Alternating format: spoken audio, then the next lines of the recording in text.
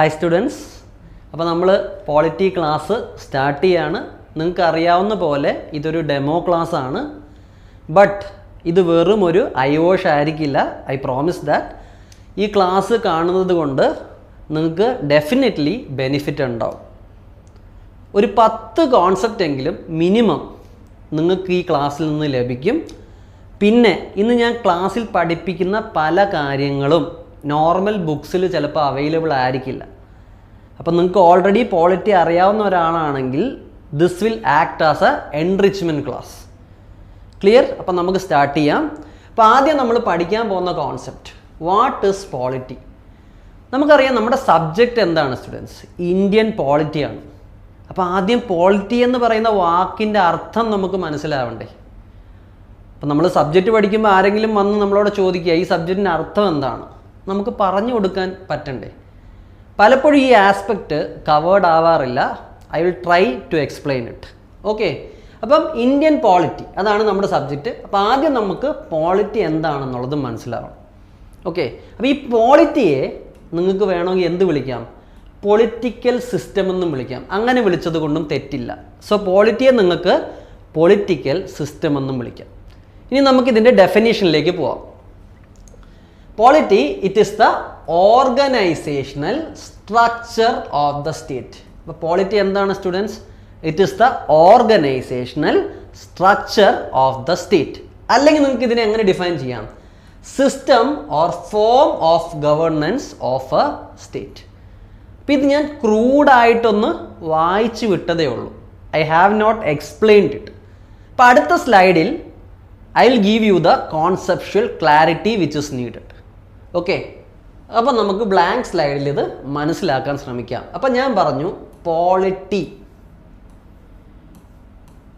ഈ പോളിറ്റിയെ നമുക്ക് എന്തായിട്ടും വിളിക്കാം?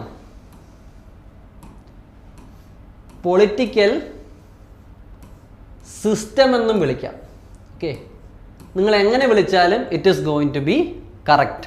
ഇനി ഒരു കാര്യത്തോടെ നമ്മൾ ശ്രദ്ധിക്കണം. പൊളിറ്റിക്കൽ സിസ്റ്റം, ഇതിനകത്ത് സിസ്റ്റം എന്നുള്ള വാക്കിനെ we are going to subdivide. ഇപ്പോൾ പോളിറ്റി അല്ലെങ്കിൽ പൊളിറ്റിക്കൽ സിസ്റ്റം, സിസ്റ്റത്തെ നമ്മൾ ഡിവൈഡ് ചെയ്യും. A system will have a structure. It will have a structure. അപ്പോൾ എല്ലാ സിസ്റ്റത്തിനും ഒരു സ്ട്രക്ചർ ഉണ്ടാവും. And it will have some processes, അല്ലേ? ഇപ്പം എല്ലാ സിസ്റ്റത്തിനും ഒരു സ്ട്രക്ചറും ഉണ്ടാവും, കുറച്ച് പ്രോസസ്സും അതിനകത്ത് ഇൻവോൾവ് ആയിരിക്കും. ക്ലിയർ? അപ്പം പൊളിറ്റിക്കൽ സിസ്റ്റം എന്ന് പറഞ്ഞു കഴിഞ്ഞാൽ എന്തിൻ്റെയോ സ്ട്രക്ചറും പ്രോസസ്സും നമ്മൾ പഠിക്കാൻ ശ്രമിക്കുന്നു. അപ്പോൾ എന്തിൻ്റെ സ്ട്രക്ചറും പ്രോസസ്സുമാണ് നമ്മൾ പഠിക്കാൻ ശ്രമിക്കുന്നത്? സ്റ്റേറ്റിൻ്റെ സ്ട്രക്ചറും പ്രോസസ്സുമാണ് നമ്മൾ പഠിക്കാൻ ശ്രമിക്കുന്നത്. അപ്പോൾ ഇന്ത്യൻ സ്റ്റേറ്റിൻ്റെ സ്ട്രക്ചറും പ്രോസസ്സും നമ്മൾ പഠിച്ചു കഴിഞ്ഞാൽ അതിനെയാണ് നമ്മൾ എന്ത് വിളിക്കുന്നത്? ഇന്ത്യൻ പോളിറ്റി എന്ന് വിളിക്കുന്നത്. We are studying the structure and processes related to Indian state. ഇനി നിങ്ങൾ UK എന്ന് പറയുന്ന രാജ്യത്തിൻ്റെ സ്ട്രക്ചറും പ്രോസസ്സും പഠിക്കുകയാണെങ്കിൽ അതിനെ നമ്മൾ എന്ത് പറയും? UK പോളിറ്റി എന്ന് പറയും. USA എന്ന് പറയുന്ന സ്റ്റേറ്റിൻ്റെ സ്ട്രക്ചറും അതിൻ്റെ പ്രോസസ്സും ആണ് നിങ്ങൾ പഠിക്കുന്നുണ്ടെങ്കിൽ നമ്മൾ അതിനെ എന്ത് പറയും? US പോളിറ്റി എന്ന് പറയും. അപ്പോൾ ഇതിനെ രണ്ടായിട്ട് കാണാം. പോളിറ്റിയെ structure and processes relating to a state എന്ന് പറയാം. നമ്മൾ അതിനെ ഒരു സബ്ജക്റ്റ് ആയിട്ട് പഠിക്കുകയാണെങ്കിൽ we can also say polity is the study of different political systems. നമ്മുടെ സബ്ജക്റ്റ് എന്താ? Indian polity. അപ്പം നമ്മൾ ഏത് പൊളിറ്റിക്കൽ സിസ്റ്റത്തെയാണ് പഠിക്കുന്നത്? ഇന്ത്യൻ പൊളിറ്റിക്കൽ സിസ്റ്റത്തെയാണ് പഠിക്കുന്നത്. പൊളിറ്റിക്കൽ സിസ്റ്റം എന്ന് പറയുമ്പോൾ അതിനകത്ത് എന്ത് വരും? സ്ട്രക്ചറും വരും, പ്രോസസ്സും വരും. അപ്പോൾ ഏകദേശം ഒരു ധാരണ നിങ്ങൾക്ക് കിട്ടിയെന്ന് ഞാൻ പ്രതീക്ഷിക്കുന്നു. അപ്പോൾ what is polity? We are going to study the structure and processes related to a state. Clear? അപ്പോൾ നിങ്ങൾക്ക് അപ്പോഴും ഡൗട്ട് വരും, എന്താണ് സാർ ഈ സ്ട്രക്ചറും കൊണ്ട് ഉദ്ദേശിക്കുന്നത്, എന്താണ് ഈ പ്രോസസ്സും കൊണ്ട് ഉദ്ദേശിക്കുന്നത്? ആ കാര്യത്തിലും ചില കുട്ടികൾക്ക് ഡൗട്ട് വരാം. I will give you a clarity on this too. Structure എന്ന് പറഞ്ഞാൽ എക്സാമ്പിൾസിലൂടെ നമുക്ക് മനസ്സിലാക്കാം. ഇന്ത്യയിൽ പാർലമെൻ്ററി ഫോം ഓഫ് ഗവൺമെൻറ് ആണോ അതോ ഇവിടെ പ്രസിഡൻഷ്യൽ ഫോമാണോ? നമ്മൾ പറയും നമ്മുടെ അവിടെ പാർലമെൻ്ററി ഫോം ഓഫ് ഗവൺമെൻറ് ആണ്. ഇത് ഇന്ത്യൻ സ്റ്റേറ്റിൻ്റെ സ്ട്രക്ചറിൻ്റെ ഭാഗമാണ്. നമ്മുടെ ഗവൺമെൻറ് ഒരു യൂണിറ്ററി ഗവൺമെൻറ് ആണോ, നമ്മുടെ സ്റ്റേറ്റ് ഒരു യൂണിറ്ററി ഗവൺമെൻറ് ആണോ, അതോ നമ്മൾ ഫെഡറൽ ഗവൺമെൻറ് ആണോ നമ്മുടെ state? We are having a federal system. നമ്മുടെ ഭരണഘടന വായിച്ചാൽ അതിനകത്ത് India is a union of state എന്നാണ് പറയുന്നത്. But we are still a federation. ഇതൊക്കെ അടുത്ത ക്ലാസ്സുകളിൽ നമ്മൾ വളരെ ക്ലിയർ ആയിട്ട് പഠിക്കും. ഇപ്പം ഞാൻ എക്സാമ്പിൾസ് പറഞ്ഞു തരുന്നതാണ്. പിന്നെ നമ്മുടെ രാജ്യത്തെ എലക്ഷൻ ഉണ്ട്. അത് ഡയറക്റ്റ് എലക്ഷൻ ആണോ, ഇൻഡയറക്റ്റ് എലക്ഷൻ ആണോ? ഇതെല്ലാം ഇന്ത്യൻ സ്റ്റേറ്റിൻ്റെ സ്ട്രക്ചറിൻ്റെ ഭാഗമായ കാര്യങ്ങളാണ്. ഓക്കെ, ഇവിടെ പ്രസിഡന്റിൻ്റെ റോൾ എന്താണ്, ഗവർണറിൻ്റെ റോൾ എന്താണ്, ഇതെല്ലാം സ്ട്രക്ചറിൻ്റെ ഭാഗമാണ്. ഇനി ഇതിനകത്ത് കുറച്ച് പ്രോസസ്സുണ്ട്. പ്രോസസ്സ് എങ്ങനെയാണ്? പ്രസിഡന്റ് എങ്ങനെയാണ് എലക്റ്റഡ് ആവുന്നത്, ഗവർണർ എങ്ങനെയാണ് എലക്റ്റഡ് ആവുന്നത്, നമ്മുടെ പാർലമെൻറ്റ് വരുന്ന ആൾക്കാർ എങ്ങനെയാണ് എലക്റ്റഡ് ആവുന്നത്, നമ്മുടെ പാർലമെൻറ്റിൽ ഒരു മോഷൻ എങ്ങനെയാണ് പാസ്സാവുന്നത്, ഇതെല്ലാം പ്രോസസ്സാണ്. ക്ലിയർ? അപ്പോൾ നമ്മൾ ഇന്ത്യൻ സ്റ്റേറ്റിൻ്റെ സ്ട്രക്ചറും പഠിക്കും, പ്രോസസ്സും പഠിക്കും. ഇനി പ്രോസസ്സ് തന്നെ ഭരണഘടനയിൽ ഈ സ്ട്രക്ചറും പ്രോസസ്സും മെൻഷൻഡ് ആണ്. പക്ഷേ അതിൻ്റെ പുറത്തോട്ട് നമുക്ക് പഠിക്കേണ്ടി വരും. അതായത് ഇപ്പം ലോക്സഭാ സ്പീക്കറിൻ്റെ ഫങ്ഷനിങ് നമുക്ക് ഭരണഘടന തുറന്നു വെച്ച് കഴിഞ്ഞാൽ നമുക്കതിൻ്റെ ബേസിക് ആസ്പെക്റ്റ് കിട്ടും. പക്ഷെ നമ്മൾ പോളിറ്റി പഠിക്കുമ്പോൾ സ്പീക്കർ എന്നുള്ള പൊസിഷൻ കറൻ്റ്ലി എങ്ങനെ വർക്ക് ചെയ്യുന്നു, അത് നോൺ പാർട്ടീഷ്യൻ ആയിട്ടാണോ വർക്ക് ചെയ്യുന്നത്, ഇമ്പാർഷ്യൽ ആയിട്ടാണോ വർക്ക് ചെയ്യുന്നത്, ഇതും നമ്മൾ പഠിക്കേണ്ടി വരും. ഇത് ഭരണഘടനയിലില്ല. ഇത് നമ്മൾ കറണ്ട് ഇവൻസിൽ നിന്ന് മനസ്സിലാക്കണം.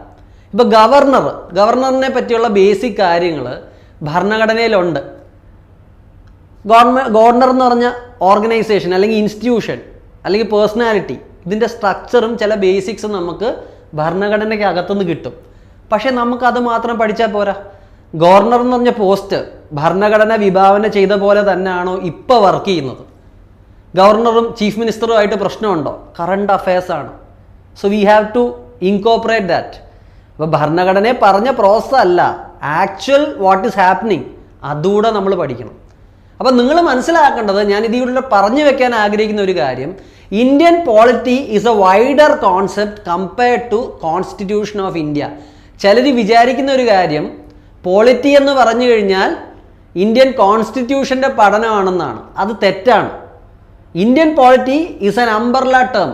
ഇന്ത്യൻ പോളിറ്റിയിലെ ബേസിക് ഭൂരിഭാഗം കാര്യങ്ങളും നമുക്ക് കോൺസ്റ്റിറ്റ്യൂഷനിൽ നിന്നാണ് കിട്ടുന്നത്. ഇന്ത്യൻ സ്റ്റേറ്റ് എങ്ങനെയാണെന്നും അതിനകത്ത് ഉൾപ്പെടുന്ന പ്രോസസ്സ് എങ്ങനെയാണെന്നും എല്ലാം നമുക്ക് കിട്ടുന്നത്, ഒരു ഭൂരിഭാഗവും കിട്ടുന്നത് ഭരണഘടനയിൽ നിന്നാണ്. പക്ഷേ നമുക്ക് ഭരണഘടന മാത്രം പഠിച്ചാൽ പോരാ, അതിൻ്റെ പുറത്തോട്ടും പഠിക്കണം. അപ്പോൾ ഇന്ത്യൻ പോളിറ്റി എന്ന് പറയുമ്പോൾ Indian polity is the bigger term. അപ്പോൾ ഇന്ത്യൻ പോളിറ്റിയെ പറ്റി കൂടുതൽ ധാരണ നമുക്ക് കോൺസ്റ്റിറ്റ്യൂഷനിൽ നിന്ന് കിട്ടും. പക്ഷേ ഇന്ത്യൻ പോളിറ്റി എന്ന് പറഞ്ഞാൽ ഇന്ത്യൻ കോൺസ്റ്റിറ്റ്യൂഷനും പുറത്തു പോകും. എക്സാമ്പിൾ നമ്മൾ പറയുകയാണെങ്കിൽ ആർട്ടിക്കിൾ 17 അൺടച്ചബിലിറ്റിക്കെതിരെയുള്ള ഫണ്ടമെൻ്റൽ റൈറ്റ് ആണ്. ഇന്ത്യയിൽ അൺടച്ചബിലിറ്റി പ്രോഹിബിറ്റഡ് ആണ്, അത് പണിഷബിൾ ആണ്. പക്ഷെ നമ്മൾ ഭരണഘടന എടുത്തു നോക്കിക്കഴിഞ്ഞാൽ അൺടച്ചബിലിറ്റി പ്രാക്ടീസ് ചെയ്യുന്ന ഒരാൾക്ക് കിട്ടുന്ന പണിഷ്മെൻ്റ് എന്താണെന്ന് ഭരണഘടനയെ പറഞ്ഞിട്ടില്ല. അതിനുവേണ്ടി നമ്മൾ സെപ്പറേറ്റ് ആയിട്ട് നിയമം ഉണ്ടാക്കിയിട്ടുണ്ട്.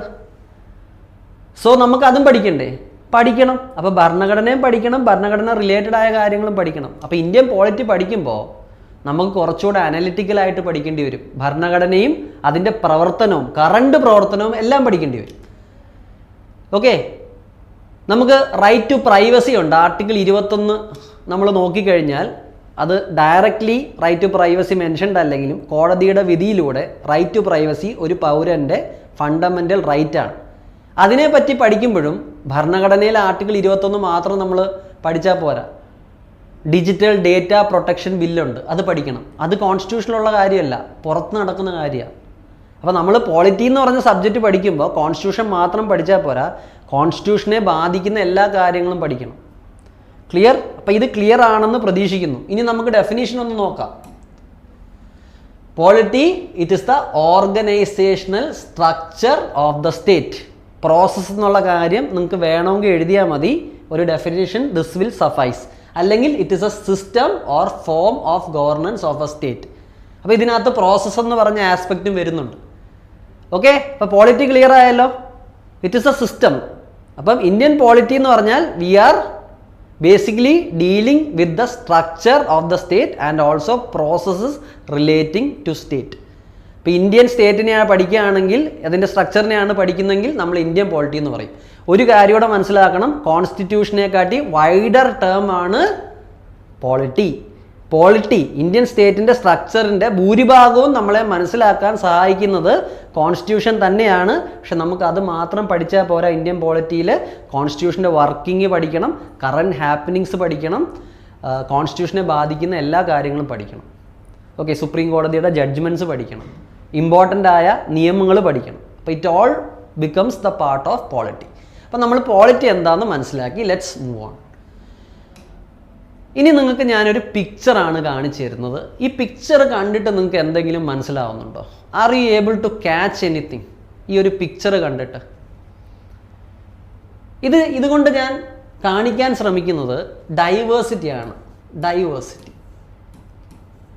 ഒരു സമൂഹം നമ്മൾ എടുത്തു കഴിഞ്ഞാൽ we will find different kind of people in it. പല ടൈപ്പ് ആൾക്കാരെയും നമുക്കൊരു സൊസൈറ്റിയിൽ കാണാൻ പറ്റും. നമുക്ക് കൺസർവേറ്റീവ് ആയിട്ടുള്ള ആൾക്കാരെ കാണാൻ പറ്റും. We can see people who are conservative. We can see people who are liberal. ഇവർ ആശയങ്ങൾ വ്യത്യാസമായിരിക്കില്ലേ? ചിലർ റിലീജിയസ് ആയിട്ടുള്ള ആൾക്കാരായിരിക്കും, ചിലർ ഏത്തിസ്റ്റുകളായിരിക്കും. Some will be religious, some will be atheist. ചിലർ റൈറ്റ് വിങ്ങിനെ വിശ്വസിക്കുന്ന ആൾക്കാരായിരിക്കും, റൈറ്റ് വിങ് പൊളിറ്റിക്സിനെ വിശ്വസിക്കുന്ന ആൾക്കാരായിരിക്കും. ചിലർ ലെഫ്റ്റ് വിങ് ആയിരിക്കും. ഇപ്പോൾ ഒരു സമൂഹത്തിൽ പല ടൈപ്പ് ആൾക്കാരുണ്ടാവും. ഓക്കെ, അത് മാത്രം നിങ്ങൾ ചിന്തിക്കുക. ക്ലിയർ? റേസിസ്റ്റ് ആയിട്ടുള്ള ആൾക്കാരും ഉണ്ടാവും സമൂഹത്തിൽ, ഇല്ലാത്തവരും ഉണ്ടാവും. ക്ലിയർ? അപ്പോൾ പല ടൈപ്പുകളായിട്ടുള്ള ആൾക്കാരുള്ള ഒരു സൊസൈറ്റിയിൽ ഞാൻ അടുത്ത പിക്ചറിൽ കാണിക്കുന്ന കാര്യം ഉണ്ടാവാനുള്ള ചാൻസ് ഉണ്ട്. അപ്പം ഞാൻ പറഞ്ഞ എന്താ, ഈ സമൂഹത്തിൽ പല ടൈപ്പ് ആൾക്കാരുണ്ട്. പല ടൈപ്പ് ആൾക്കാരുള്ള ഒരു സമൂഹത്തിൽ ഈ കാര്യം ഉണ്ടാവാൻ സാധ്യതയുണ്ട്. എന്താണിത്? ഈ പിക്ചർ കണ്ടിട്ട് നിങ്ങൾക്ക് എന്താണ് മനസ്സിലാവുന്നത്? What can you understand from this? ഇത് കണ്ടു കഴിഞ്ഞാൽ നിങ്ങൾക്ക് മനസ്സിലാവും രണ്ട് ഗ്രൂപ്പ് തമ്മിൽ വഴക്കുണ്ടാക്കുകയാണ്. സോ ഡിഫറെൻ്റ് ആയിട്ടുള്ള ആൾക്കാരുള്ള ഒരു സൊസൈറ്റിയിൽ ഇതുണ്ടാവും. C for conflict. ഇത് നിങ്ങളുടെ മനസ്സിൽ വെക്കുക. പല ടൈപ്പ് ആൾക്കാരുള്ള ഒരു സൊസൈറ്റിയിൽ കോൺഫ്ലിക്റ്റ് ഉണ്ടാവാനുള്ള സാധ്യത വളരെ കൂടുതലാണ്. ഈ കോൺഫ്ലിക്റ്റ് ഉണ്ടാവുമെങ്കിൽ അതിനെ റെഗുലേറ്റ് ചെയ്യാനും ആരെങ്കിലും വേണ്ടേ? ഈ ചിന്ത മാത്രം നിങ്ങളുടെ മനസ്സിൽ വെച്ചാൽ മതി. ഇതൊരു സ്റ്റോറിയുടെ തുടക്കം മാത്രമാണ്. ഞാൻ പറഞ്ഞു ഒരു സൊസൈറ്റിയിൽ പല ടൈപ്പ് ആൾക്കാരുണ്ട്, അപ്പോൾ കോൺഫ്ലിക്റ്റ് ഉണ്ടാവാനുള്ള സാധ്യതയുണ്ട്. അത് റെഗുലേറ്റ് ചെയ്യാൻ ആരെങ്കിലും വേണ്ടേ? ഈ ചോദ്യം മാത്രം നിങ്ങളുടെ മനസ്സിൽ വെച്ചാൽ മതി. ബാക്കി നമുക്ക് മുമ്പോട്ട് പോകുമ്പോൾ we will have more clarity. Clear? ഇനി നിങ്ങളുടെ വീട് തന്നെ എടുത്തു നോക്കിയാൽ മതി. ഓക്കെ, നമ്മുടെ സൊസൈറ്റിയുടെ ഒരു ബേസിക് യൂണിറ്റ് ആണല്ലോ ഫാമിലി. ഇപ്പോൾ ടി വി കണ്ടുകൊണ്ടിരിക്കുകയാണ്. ടി വി കണ്ടുകൊണ്ടിരിക്കുമ്പോഴത്തേക്ക് ഒരാൾക്ക് ക്രിക്കറ്റ് കാണണം. അപ്പോൾ വീട്ടിലെ അമ്മയ്ക്ക് ചിലപ്പോൾ സീരിയൽ കാണണമായിരിക്കും, അച്ഛന് ചിലപ്പോൾ ന്യൂസ് കാണണമായിരിക്കും, കൊച്ചുകുട്ടി ഉണ്ടെങ്കിൽ കാർട്ടൂൺ കാണണമായിരിക്കും. അവിടെ തന്നെ ഒരു ഡിസഗ്രിമെൻ്റ് ഉണ്ടാവും, കോൺഫ്ലിക്റ്റ് ഉണ്ടാകാനുള്ള സാധ്യതയുണ്ട്. അപ്പോൾ നമ്മൾ ജീവിക്കുന്ന ഈ വലിയ സൊസൈറ്റിയിൽ കോൺഫ്ലിക്റ്റ് ഉണ്ടാകാനുള്ള ചാൻസസ് വളരെ കൂടുതലല്ലേ കുട്ടികളെ? ചാൻസസ് ഉണ്ട്. അപ്പോൾ ഈ കോൺഫ്ലിക്റ്റ് വരുമ്പോൾ ഇതിനെ നിയന്ത്രിക്കാൻ ആരെങ്കിലും വേണ്ടേ? ഈ ചോദ്യം മാത്രമാണ് നിങ്ങളുടെ മനസ്സിലേക്ക് ഞാൻ പുട്ടിൻ ചെയ്യുന്നത്. Okay, you need to brainstorm on this. ഇനി നമുക്ക് മുമ്പോട്ട് പോവാം. ഇനി നമുക്കൊരു കോൺസെപ്റ്റ് നോക്കണം. ഈ കോൺസെപ്റ്റിനെ നമ്മൾ വിളിക്കുന്നത് സ്റ്റേറ്റ് ഓഫ് നേച്ചർ എന്നാണ്. ഇതിൻ്റെ പേരെന്താണ്? State of nature. എന്താണ് state of nature? It is a hypothetical condition describing human life before organised societies and government came to being. മനസ്സിലായോ? അതായത് ഗവൺമെൻറ്റും സ്റ്റേറ്റും അല്ലെങ്കിൽ ഓർഗനൈസ്ഡ് സൊസൈറ്റികൾ വരുന്നതിന് മുമ്പുള്ള ലോകത്തിൻ്റെ അവസ്ഥയാണ് നമ്മൾ സ്റ്റേറ്റ് ഓഫ് നേച്ചർ എന്ന് പറയുന്നത്. ഈ ഒരു കോൺസെപ്റ്റ് നമുക്ക് തന്നത് ഫിലോസഫറായ ഹോബ്സ് ആണ്. ഇത് ഹോബ്സിൻ്റെ കോൺസെപ്റ്റാണ്. പിന്നെ റൂസോയും ലോക്കും പലരും ഇതിനെ മോഡിഫൈ ചെയ്തിട്ടുണ്ട്. പക്ഷെ നമുക്കിത് ഹോബ്സിൻ്റെ കോൺസെപ്റ്റായിട്ട് പഠിക്കാം. HOBBES, hobs. State of nature എന്താ? ഗവൺമെൻറ്റോ സ്റ്റേറ്റോ ഒരു ഓർഗനൈസ്ഡ് സിസ്റ്റമോ ഒന്നും ഇല്ലാത്തപ്പോൾ ആൾക്കാരെ എങ്ങനെ ജീവിച്ചിരുന്നു, ആ അവസ്ഥയാണ് നമ്മൾ സ്റ്റേറ്റ് ഓഫ് നേച്ചർ എന്ന് പറയുന്നത്. അതിക്രൂരമായ ഒരവസ്ഥയായിരുന്നു. ഓക്കെ, ആ സമയം ഹോബ്സ് പറയുന്നത് it was nasty, it was brutish. Okay, വളരെ മോശം ഒരവസ്ഥയായിരുന്നു മനുഷ്യ ജീവിതത്തിൻ്റെ എന്നാണ് ഹോബ്സ് പറയുന്നത്. ഹോബ്സിന് മനുഷ്യനെ പറ്റി വളരെ പെസിമിസ്റ്റിക് ആയിട്ടുള്ളൊരു വ്യൂ ആയിരുന്നു ഉണ്ടായത്. അതായത് മനുഷ്യൻ ഇൻഹെറൻ്റ്ലി പ്രശ്നക്കാരനാണെന്നാണ് ഹോബ്സ് ചിന്തിച്ചിരുന്നത്. അതായത് കുറേ ആൾക്കാരുണ്ട്, അവർക്ക് ഡിഫറെൻ്റ് ഒപ്പീനിയൻസ് ഒക്കെ ഉണ്ടെങ്കിൽ അവർ തമ്മിൽ ഓബ്വിയസ്ലി എന്തുണ്ടാവും? ക്ലാഷ് ഉണ്ടാവും. നിയന്ത്രിക്കാൻ ഒട്ടും ആരും ഇല്ല താനും. സ്റ്റേറ്റ് എന്ന് പറഞ്ഞ ഇൻസ്റ്റിറ്റ്യൂഷൻ ഇല്ല, ഗവൺമെൻറ് ഇല്ല. അപ്പോൾ എന്താ സംഭവിക്കുക? കയ്യൂക്കുള്ളവൻ കാര്യക്കാരനാവും. ബലവാനായവൻ കാര്യം നേടും, ഇല്ലാത്തവൻ സഫർ ചെയ്യും. ഇവിടെ നിങ്ങൾക്ക് കാണാം, ഒരു മനുഷ്യൻ വേറൊരു മനുഷ്യനെ വെട്ടിക്കൊല്ലുന്നതാണ്. കാരണം എന്താ? കാര്യങ്ങൾ നിയന്ത്രിക്കാൻ സ്റ്റേറ്റ് എന്ന് പറയുന്ന ഒരു ബോഡി ഇല്ല, ഗവൺമെൻറ് ഇല്ല. അങ്ങനൊരവസ്ഥയിൽ എല്ലാ മനുഷ്യരും സ്വന്തം പവർ മാക്സിമൈസ് ചെയ്യാൻ നോക്കും. ഇവിടെ നിങ്ങൾക്ക് കാണാം, മനുഷ്യർ തമ്മിൽ യുദ്ധം ചെയ്യുകയാണ്. They are fighting against each other to gain more power. Control ചെയ്യാൻ ആരുമില്ല. ഇപ്പം 4 പേര് വരികയാണ്, അവർ ഫിസിക്കലി വളരെ സ്ട്രോങ് ആണെങ്കിൽ അവർ ചിലപ്പോൾ നിങ്ങളുടെ സ്ഥലം പിടിച്ചെടുത്ത് നിങ്ങളെ പുറത്താക്കും, അല്ലെങ്കിൽ കൊല്ലും. നിയന്ത്രിക്കാൻ ആരുമില്ല. അപ്പോൾ അവിടെ സർവൈവൽ ഓഫ് ദ ഫിറ്റസ്റ്റിൻ്റെ അവസ്ഥയും വരും. എൻറ്റയർ ക്യാവോസിൻ്റെ അവസ്ഥയായിരിക്കും. നിയന്ത്രിക്കാൻ ആരുമില്ല. ഞാൻ പറഞ്ഞു വരുന്നത് സ്റ്റേറ്റിൻ്റെ ഇമ്പോർട്ടൻസിനെ പറ്റിയാണ്. അപ്പോൾ സ്റ്റേറ്റ് എന്ന് പറയുന്ന ഒരു ഇൻസ്റ്റിറ്റ്യൂഷനും ഗവൺമെൻറ്റും ഒന്നും ഇല്ലാത്ത ഒരു സമയത്തെയാണ് നമ്മൾ എന്ത് പറയുന്നത്? State of nature.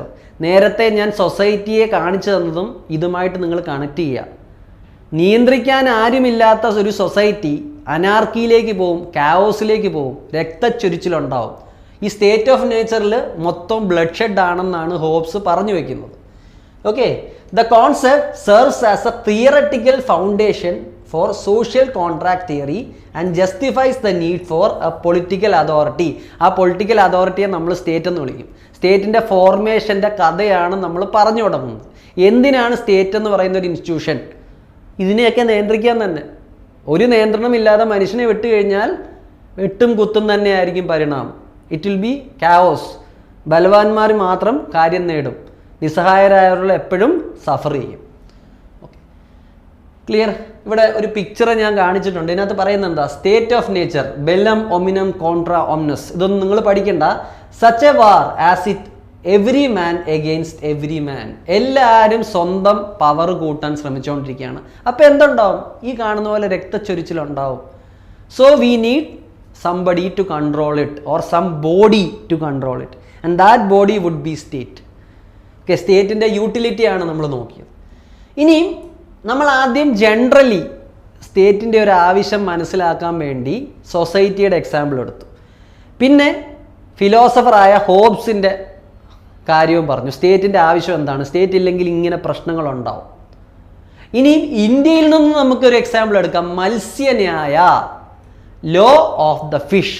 മത്സ്യന്യായ അല്ലെങ്കിൽ law of the fish. Okay, മത്സ്യന്യായം എന്നൊക്കെ മലയാളത്തിൽ പറയും. ഇവിടെ നിങ്ങൾക്ക് ഈ ഫോട്ടോ എത്രത്തോളം കാണാൻ പറ്റുമെന്ന് മനസ്സിലാവുന്നില്ല. ഒരു ചെറിയ മീൻ, ആ ചെറിയ മീനിനെ അതിനെക്കാട്ടി വലിയ മീൻ വിഴുങ്ങുന്നു, ആ മീനിനെ അതിനെക്കാട്ടി വലിയ മീൻ വിഴുങ്ങുന്നു, ആ മീനിനെ അതിനെക്കാട്ടി വലിയ മീൻ വിഴുങ്ങുന്നു. ഇവിടെയും കാണിക്കുന്നത് എന്താ? Survival of the fittest. കയ്യൂക്കുള്ളവൻ കാര്യക്കാരൻ, കൂടുതൽ ബലവാനായവൻ എല്ലാം നേടും, ഇല്ലാത്തവൻ എപ്പോഴും സഫർ ചെയ്യും. കാരണം നിയന്ത്രിക്കാൻ ആരും ഇല്ലാത്ത അവസ്ഥയാണ്. ക്ലിയർ? ഇവിടെ ഇതിനെപ്പറ്റി കൂടുതൽ പറഞ്ഞിട്ടുണ്ട്. A Sanskrit term literally meaning law of the fishes, where larger fish devour smaller ones, symbolising a state of lawlessness and chaos. Clear ആണോ മത്സ്യന്യായം? ഓക്കെ, ഇനി മത്സ്യന്യായം എന്ന് പറഞ്ഞ ഐഡിയ എവിടെ നിന്നാണ് നമുക്ക് കിട്ടിയത്? ഇവിടെ നിങ്ങൾക്ക് കാണാം, അർത്ഥശാസ്ത്രത്തിൽ നിന്നാണ്. അർത്ഥശാസ്ത്ര ആരുടെ ബുക്കാണ് students? Arthashastra is a book by Kautilya. ഈ കൗട്ടില്യനെ തന്നെ നമ്മൾ പലപ്പോഴും ചാണക്യൻ എന്നും വിളിക്കാറുണ്ട്, വിഷ്ണുഗുപ്തൻ എന്നും വിളിക്കാറുണ്ട്. ചിലർ പറയുന്നു ഇവർ ഡിഫറെൻറ്റ് ഇൻഡിവിജ്വൽസ് ആണെന്ന്. അത് ഹിസ്റ്ററി റിലേറ്റഡ് ആയിട്ടുള്ള ടോപ്പിക്കാണ്, നമുക്കിവിടെ പഠിക്കേണ്ട.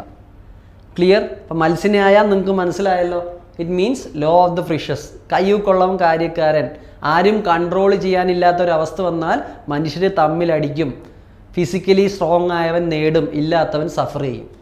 ക്ലിയർ? അപ്പോൾ ഇവിടെ ഞാനിത് എഴുതിയും വെച്ചിട്ടുണ്ട്. Ancient Indian political philosophers use the concept to illustrate the consequences of a power vacuum or a weak governance in the society. Power vacuum എന്ന് പറഞ്ഞാൽ കാര്യങ്ങൾ നിയന്ത്രിക്കാൻ ആരും ഇല്ലാത്തൊരവസ്ഥ, സ്റ്റേറ്റ്ലെസ്നെസ്, അല്ലെങ്കിൽ സ്റ്റേറ്റ് ഉണ്ട് പക്ഷേ സ്റ്റേറ്റ് ഒട്ടും സ്ട്രോങ് അല്ലെങ്കിലും ഈ അവസ്ഥ വരാം. നിങ്ങളൊന്ന് അറിഞ്ഞു വെച്ചാൽ മതി. ക്ലിയർ? അപ്പം ഞാൻ പറഞ്ഞു ഹോബ്സിൻ്റെ സ്റ്റേറ്റ് ഓഫ് നേച്ചറും കൗട്ടില്യയുടെ മത്സ്യന്യായവും both are connected. Similar to Hobbes' view that without government or state, life would be brutish, solitary, poor, nasty and short. അതായത് ഈ നിയന്ത്രിക്കാനൊന്നും ആരും ഇല്ലെങ്കിൽ ആൾക്കാർ തമ്മിലടിച്ച് പെട്ടെന്ന് മരിച്ചു പോകും. ക്ലിയർ? അപ്പം മത്സ്യന്യായം ഹോബ്സിൻ്റെ സ്റ്റേറ്റ് ഓഫ് നേച്ചറും ഏകദേശം ഒരേ കോൺസെപ്റ്റാണ്. Clear? It is providing a cultural and philosophical basis for the necessity of a organised political system to prevent chaos. സിമ്പിളായിട്ട് പറഞ്ഞാൽ സ്റ്റേറ്റിൻ്റെ ആവശ്യം നമുക്ക് മനസ്സിലാക്കി തരികയാണ്. അപ്പം ഞാൻ ആദ്യം ഒരു സൊസൈറ്റി എടുത്ത് കാണിച്ചു. സൊസൈറ്റിക്കകത്ത് എന്താ പറഞ്ഞത്? പലതരത്തിൽ ആൾക്കാരുണ്ടാവും, ഇവർ തമ്മിൽ ആർഗ്യുമെൻറ്റ്സ് ഉണ്ടാവും, കോൺഫ്ലിക്റ്റ് ഉണ്ടാവാനുള്ള സാധ്യതയുണ്ട്. ഇത് നിയന്ത്രിക്കാൻ ആരെങ്കിലും വേണം. ഇത് ഞാൻ ആദ്യം പറഞ്ഞു. അത് കഴിഞ്ഞ് ഹോബ്സിൻ്റെ കോൺസെപ്റ്റായ സ്റ്റേറ്റ് ഓഫ് നേച്ചർ നിങ്ങൾക്ക് പഠിപ്പിച്ചു തന്നിട്ടുണ്ട്. ഓക്കെ, അതായത് ഒരു ഓർഗനൈസ്ഡ് സൊസൈറ്റി ഇല്ലാത്ത, ഗവൺമെൻറ് ഇല്ലാത്ത, സ്റ്റേറ്റ് ഇല്ലാത്ത അവസ്ഥ. മനുഷ്യർ സ്വന്തം പവർ കൂട്ടാൻ ശ്രമിക്കും, തമ്മിലടിക്കും. Life would be brutish, nasty, short. ഇത് ഹോബ്സിൻ്റെ ഐഡിയ. ഇതിൻ്റെ തന്നെ ഒരു ഇന്ത്യൻ വെർഷനാണ് ഞാൻ പറഞ്ഞത്. മത്സ്യനായ, വലിയ മീൻ ചെറിയ മീനിനെ വിഴുങ്ങും. അവിടെയും ശക്തിയുള്ളവൻ തന്നെ കാര്യം നേടും. റെഗുലേറ്റ് ചെയ്യാൻ ആരും ഇല്ലാത്തൊരവസ്ഥ, അരാജകത്വം ഉണ്ടാവും. ഇതിനെപ്പറ്റി കൗട്ടില്യനും അർത്ഥശാസ്ത്രത്തിൽ പറഞ്ഞിട്ടുണ്ട്. അപ്പം ഈ കോൺഫ്ലിക്റ്റും പ്രശ്നങ്ങളും ഒക്കെ നിയന്ത്രിക്കാൻ നമ്മൾ എന്തിനെ ഉണ്ടാക്കണം? We should create a body or institution called state. അപ്പം സ്റ്റേറ്റിലേക്കാണ് ഞാൻ നിങ്ങളെ കൊണ്ടുവന്നുകൊണ്ടിരിക്കുന്നത്. ഇപ്പം ഇവിടെ നമുക്ക് സ്റ്റേറ്റിൻ്റെ ഫോർമേഷൻ പറയാം. ഞാൻ ഡീറ്റെയിൽഡ് ആയിട്ട് ഇങ്ങനെയുള്ള തിയറികളൊന്നും നിങ്ങൾക്ക് പറഞ്ഞു തരുന്നില്ല. നിങ്ങൾക്കൊരു ഐഡിയ മാത്രം മതി. നമ്മൾ പൊളിറ്റിക്കൽ സയൻസ് ഓപ്ഷനിലല്ല പഠിക്കുന്നത്. We are studying Indian polity. Clear? അപ്പോൾ സോഷ്യൽ കോൺട്രാക്ട് തിയറി ഇതും ഹോബ്സിൻ്റെ തന്നെ ഒരു ഐഡിയ ആണ്. Okay, same philosopher Hobbes. ഇതും ഹോബ്സിൻ്റെ തന്നെ ഐഡിയ ആണ്. ക്ലിയർ? അപ്പോൾ സ്റ്റേറ്റ് എങ്ങനെ നിലവിൽ വന്നു എന്നുള്ളതാണ് നമ്മൾ പഠിക്കുന്നത്. ഇപ്പോൾ നിങ്ങൾക്കറിയാം, സ്റ്റേറ്റ് വരുന്നതിന് മുമ്പേ ആൾക്കാർക്ക് ഒരു വിധത്തിലുള്ള പ്രൊട്ടക്ഷനും ഇല്ല. ഇന്ന് ഞാൻ വീട്ടിൻ്റെ പുറത്തോട്ട് ഇറങ്ങിയാൽ ഞാൻ ജീവനോടെ തിരിച്ചു വരുമെന്നുള്ളത് ഒരു ഉറപ്പുമില്ല. ചിലപ്പോൾ എൻ്റെ സ്ഥലം തട്ടിയെടുക്കാനോ എൻ്റെ എന്തെങ്കിലും റിസോഴ്സ് തട്ടിയെടുക്കാനോ എന്നെ ഒരാൾക്ക് കൊന്നു കളയാം. എന്നെക്കാളി അവൻ ബലവാനാണെങ്കിൽ ഹി വിൽ സക്സീഡ്. അപ്പോൾ ജനങ്ങൾക്ക് മനസ്സിലായി ലൈഫ് ഇസ് വെരി ഡിഫിക്കൾട്ട്. ഇതൊരു ഫിക്ഷനായിട്ട് നിങ്ങൾ എടുക്കാവുള്ളൂ കേട്ടോ. ശരിക്കും ഇങ്ങനെ സംഭവിച്ചു എന്നൊന്നും അല്ല, തിയറിയാണത്. നമുക്ക് കോൺസെപ്റ്റ് മനസ്സിലാവാൻ വേണ്ടി. അപ്പോൾ ജനങ്ങളെല്ലാം കൂടെ എന്ത് ചെയ്തു? They are going to surrender their rights. ജനങ്ങളെല്ലാം കൂടെ കൂടി വന്ന് അവർ ചില അവകാശങ്ങളൊക്കെ അവർ സറണ്ടർ ചെയ്തു. ആ സറണ്ടറിലൂടെ അവർ സ്റ്റേറ്റിന് അതോറിറ്റി കൊടുത്തു, അല്ലെങ്കിൽ പവർ കൊടുത്തു. അപ്പം നമ്മളെല്ലാം കൂടെ ഒരു ബോഡിയെ ക്രിയേറ്റ് ചെയ്തു. നമ്മുടെ ചില അവകാശങ്ങളൊക്കെ നമ്മൾ വിട്ടുകൊടുത്തു. അതായത് സ്റ്റേറ്റ് എന്ന് പറഞ്ഞ ബോഡിയെ നമ്മൾ ഉണ്ടാക്കി അതിന് അതോറിറ്റി കൊടുക്കുകയാണ്. ഞങ്ങളുടെ ജീവിതത്തിൽ സ്റ്റേറ്റിന് ഇടപെടാം, ഞങ്ങൾ ഞങ്ങളുടെ ചില അധികാരങ്ങളും അവകാശങ്ങളും വിട്ടു നൽകുകയാണ്. അങ്ങനെ നമ്മളൊരു ബോഡി ക്രിയേറ്റ് ചെയ്തു. ആ ബോഡിയുടെ പേരാണ് സ്റ്റേറ്റ്. ഇനി ആ സ്റ്റേറ്റ് പകരം നമുക്ക് എന്ത് തരണം? State provide security or protection to people. അപ്പോൾ തിയററ്റിക്കലി നമ്മൾ, അതായത് ജനങ്ങളാണ് സ്റ്റേറ്റിനെ ക്രിയേറ്റ് ചെയ്യുന്നത്. എന്നിട്ട് നമുക്കുണ്ടായിരുന്ന ചില അവകാശങ്ങൾ അല്ലെങ്കിൽ അധികാരങ്ങൾ നമ്മൾ സ്റ്റേറ്റിന് വിട്ടുകൊടുത്തു.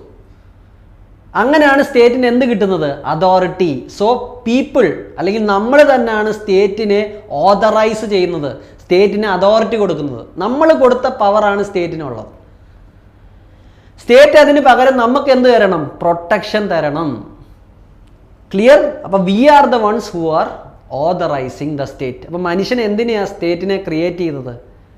അല്ലെങ്കിൽ ഫുൾ ക്യാവോസ് ആയിരിക്കും, ഒരു നിയന്ത്രണവുമില്ലാത്ത ലോകം, രക്തച്ചൊരിച്ചിലിൻ്റെ ലോകമായിരിക്കും, കയ്യൂക്കുള്ളവൻ കാര്യക്കാരൻ എന്നുള്ള അവസ്ഥയുള്ള ലോകമായിരിക്കും. അതിന് തടയിടാൻ മനുഷ്യൻ ഉണ്ടാക്കിയതാണ് സ്റ്റേറ്റിനെ. നമ്മുടെ അവകാശങ്ങളും ചില അധികാരങ്ങളും നമ്മൾ വിട്ടുകൊടുത്തുകൊണ്ട് സ്റ്റേറ്റിന് അതോറിറ്റി നമ്മൾ തന്നെയാണ് കൊടുത്തത്. അതിന് പകരം സ്റ്റേറ്റ് എന്ത് ചെയ്യണം? നമ്മളെ പ്രൊട്ടക്റ്റ് ചെയ്യണം. ക്ലിയർ? അപ്പോൾ സ്റ്റേറ്റിൻ്റെ ഫോർമേഷൻ നിങ്ങൾക്ക് മനസ്സിലായി എന്ന് ഞാൻ പ്രതീക്ഷിക്കുന്നു. ഇതിനെക്കാട്ടി ക്ലാരിറ്റിയിൽ നമുക്കിത് പറയാൻ പറ്റില്ല. കഥയിലൂടെയാണ് ഞാൻ നിങ്ങളെ ഇത് പഠിപ്പിച്ചത്. ക്ലിയർ ആണോ? ഇനി സ്റ്റേറ്റ് എന്താണെന്ന് ചോദിച്ചാൽ നമുക്ക് ഈ കഥ മൊത്തം പറയാൻ പറ്റില്ല.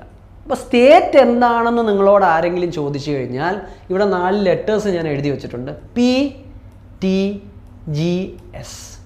ഈ 4ഉം കൂടെ അടങ്ങുന്നത് എന്തോ അതിനെയാണ് നമ്മൾ സ്റ്റേറ്റ് എന്ന് വിളിക്കുന്നത്. PTGS. പിയും ടിയും ജിയും എസും ഈ 4 ഫീച്ചേഴ്സാണ്. ഈ 4 ഫീച്ചേഴ്സ് ഉള്ള ഏത് ബോഡിയെയും നമ്മൾ എന്ത് വിളിക്കും?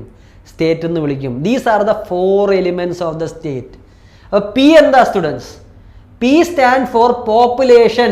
ഒരു സ്റ്റേറ്റ് ഉണ്ടാവണമെങ്കിൽ അവിടെ ജനങ്ങൾ വേണ്ടേ? ജനങ്ങളില്ലാതെ സ്റ്റേറ്റ് ഉണ്ടാവില്ലല്ലോ. P four population. ടി എന്താ? T stands for territory. G stands for government and S stands for sovereignty. അപ്പോൾ പോപ്പുലേഷനും ടെറിട്ടറിയും ഗവർണൻസും സോവർണിറ്റിയും ചേർന്ന ഒരു ഇൻസ്റ്റിറ്റ്യൂഷൻ ഉണ്ടെങ്കിൽ അതിനെ നമ്മൾ എന്ത് വിളിക്കും students? V will call it state. അപ്പം ഞാൻ ഒന്നുകൂടെ പറയാം.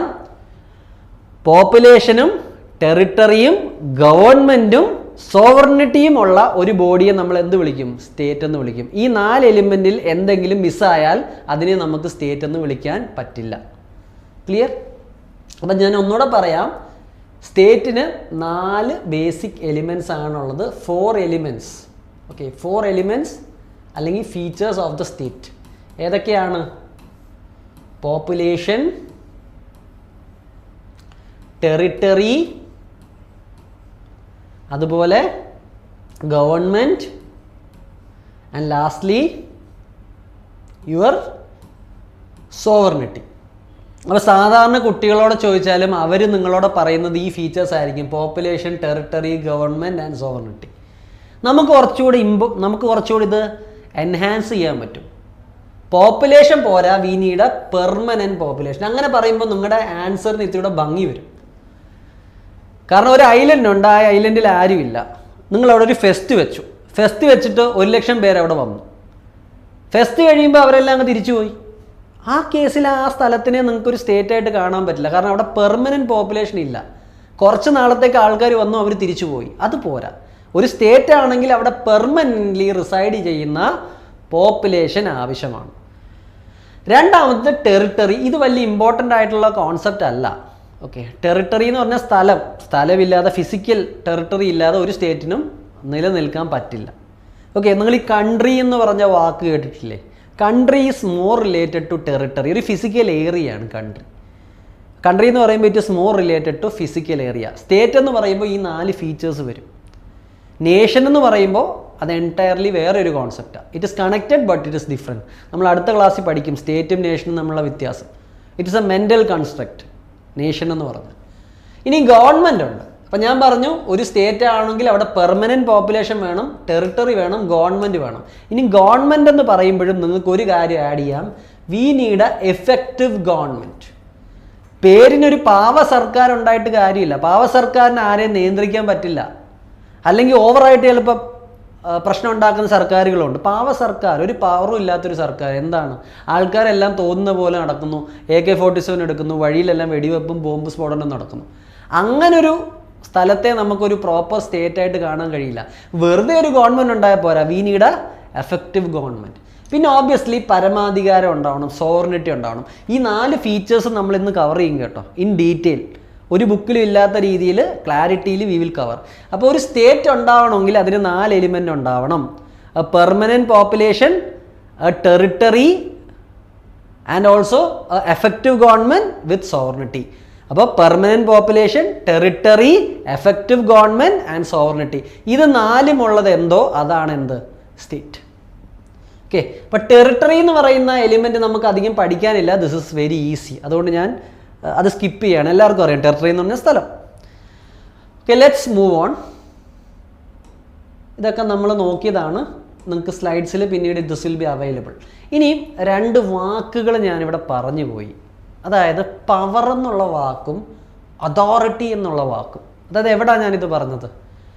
ലോകം മൊത്തം കാവോസ് ആയിരുന്നു, പ്രശ്നമായിരുന്നു, നിയന്ത്രിക്കാൻ ആരുമില്ല. അപ്പം നമ്മൾ ജനങ്ങളെ ഒത്തുകൂടി നമ്മുടെ ചില അവകാശങ്ങൾ വിട്ടുകൊടുത്തു. And we are giving the authority to state. State അതിന് പകരം നമ്മളെ പ്രൊട്ടക്റ്റ് ചെയ്യും. അപ്പോൾ അവിടെ ഈ രണ്ട് വാക്ക് ഉപയോഗിച്ചു. പവർ എന്നുള്ള വാക്കും നമുക്ക് കേൾക്കാം, അതോറിറ്റി എന്നുള്ള വാക്കും കേൾക്കാം. ഇത് തമ്മിൽ പലരും ഇൻ്റർചേഞ്ചബിളി യൂസ് ചെയ്യും. രണ്ടും ഒന്നാന്ന് പറയുന്നവരുണ്ട്. തെറ്റില്ല, പക്ഷേ ഈ വാക്കുകൾ തമ്മിൽ സ്ലൈറ്റ് ഡിഫറൻസ് ഉണ്ട്. You should be able to understand this. Okay, clear? അപ്പോൾ ഇവിടെ ഞാൻ കാണിച്ചിരിക്കുന്നത് difference between the words power and authority. ഇത് തിയറട്ടിക്കലായിട്ട് പഠിപ്പിക്കുന്നതിനെക്കാട്ടി എക്സാമ്പിൾസിലൂടെ പറഞ്ഞു തരാനാണ് ഞാൻ ആഗ്രഹിക്കുന്നത്. Okay, clear? പവറും അതോറിറ്റിയും ഞാനൊരു എക്സാമ്പിളിലൂടെ നിങ്ങൾക്ക് പറഞ്ഞു തരും. ആദ്യം ഒരു മാഫിയ ഡോണിൻ്റെ കാര്യം ആലോചിക്കുക, അല്ലെങ്കിൽ ഒരു ലോക്കൽ ഗുണ്ടയുടെ കാര്യം ആലോചിക്കുക. ഇപ്പോൾ ലോക്കൽ ഗുണ്ടയ്ക്ക് കാശ് വേണം, അല്ലെങ്കിൽ ഡോണിന് കാശ് വേണം, ഹഫ്ത വേണം, അവന് പൈസയുടെ ആവശ്യമുണ്ട്. അവൻ എന്ത് ചെയ്യും? അവിടുത്തെ ഒരു കച്ചവടക്കാരനെ വിളിച്ചിട്ട് പറയും, എനിക്കിങ്ങനെ ഒരു 50 ലക്ഷം രൂപ വേണം, കിട്ടിയേ പറ്റും. നിങ്ങൾ പലപ്പോഴും അവനെ പേടിച്ചിട്ട് അവൻ ഈ ചോദിക്കുന്ന 50 ലക്ഷമോ 1 കോടിയോ കൊടുക്കും. അപ്പോൾ അവൻ എന്തുണ്ട്? He has the ability to do something. അവന് എബിലിറ്റി ഉണ്ട്. ആ എബിലിറ്റി പോസിറ്റീവ് ആവാം, നെഗറ്റീവ് ആവാം, പക്ഷെ അവൻ പവർഫുള്ളാണ്. ആ പവർ ജെന്യുവിൻ ആവാം, അല്ലാതിരിക്കാം. അത് ലെജിറ്റിമേറ്റ് ആവാം, ഇല്ലെജിറ്റിമേറ്റ് ആവാം. പവറിൻ്റെ കേസാണ് ഞാൻ പറയുന്നത്. അവൻ പറഞ്ഞപ്പോൾ നിങ്ങൾ കേട്ടു, നിങ്ങൾ പൈസയും കൊടുത്തു, ഹീസ് പവർഫുൾ. പക്ഷെ പവർ എപ്പോഴും ലെജിറ്റിമേറ്റ് ആവണമെന്നില്ല. ഓക്കെ, അതേസമയം നമ്മുടെ ഗവൺമെൻറ്റിന് കുറച്ച് കാശ് വേണം. ഓക്കെ, ഗവൺമെൻറ് എന്ത് ചെയ്യും? ഇതേ ബിസിനസ്സുകാരനോട് ടാക്സ് അടയ്ക്കാൻ പറയും. നിങ്ങൾ ടാക്സ് അടയ്ക്കും. ഇതാണ് അതോറിറ്റി.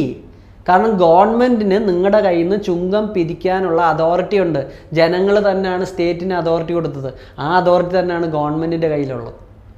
സോ രണ്ട് സ്ഥലത്തും ആൾക്കാർക്ക് കഴിവുണ്ട്. But one is ability to do something, മറ്റേത് ഇസ് ലെജിറ്റിമേറ്റ് റൈറ്റ്.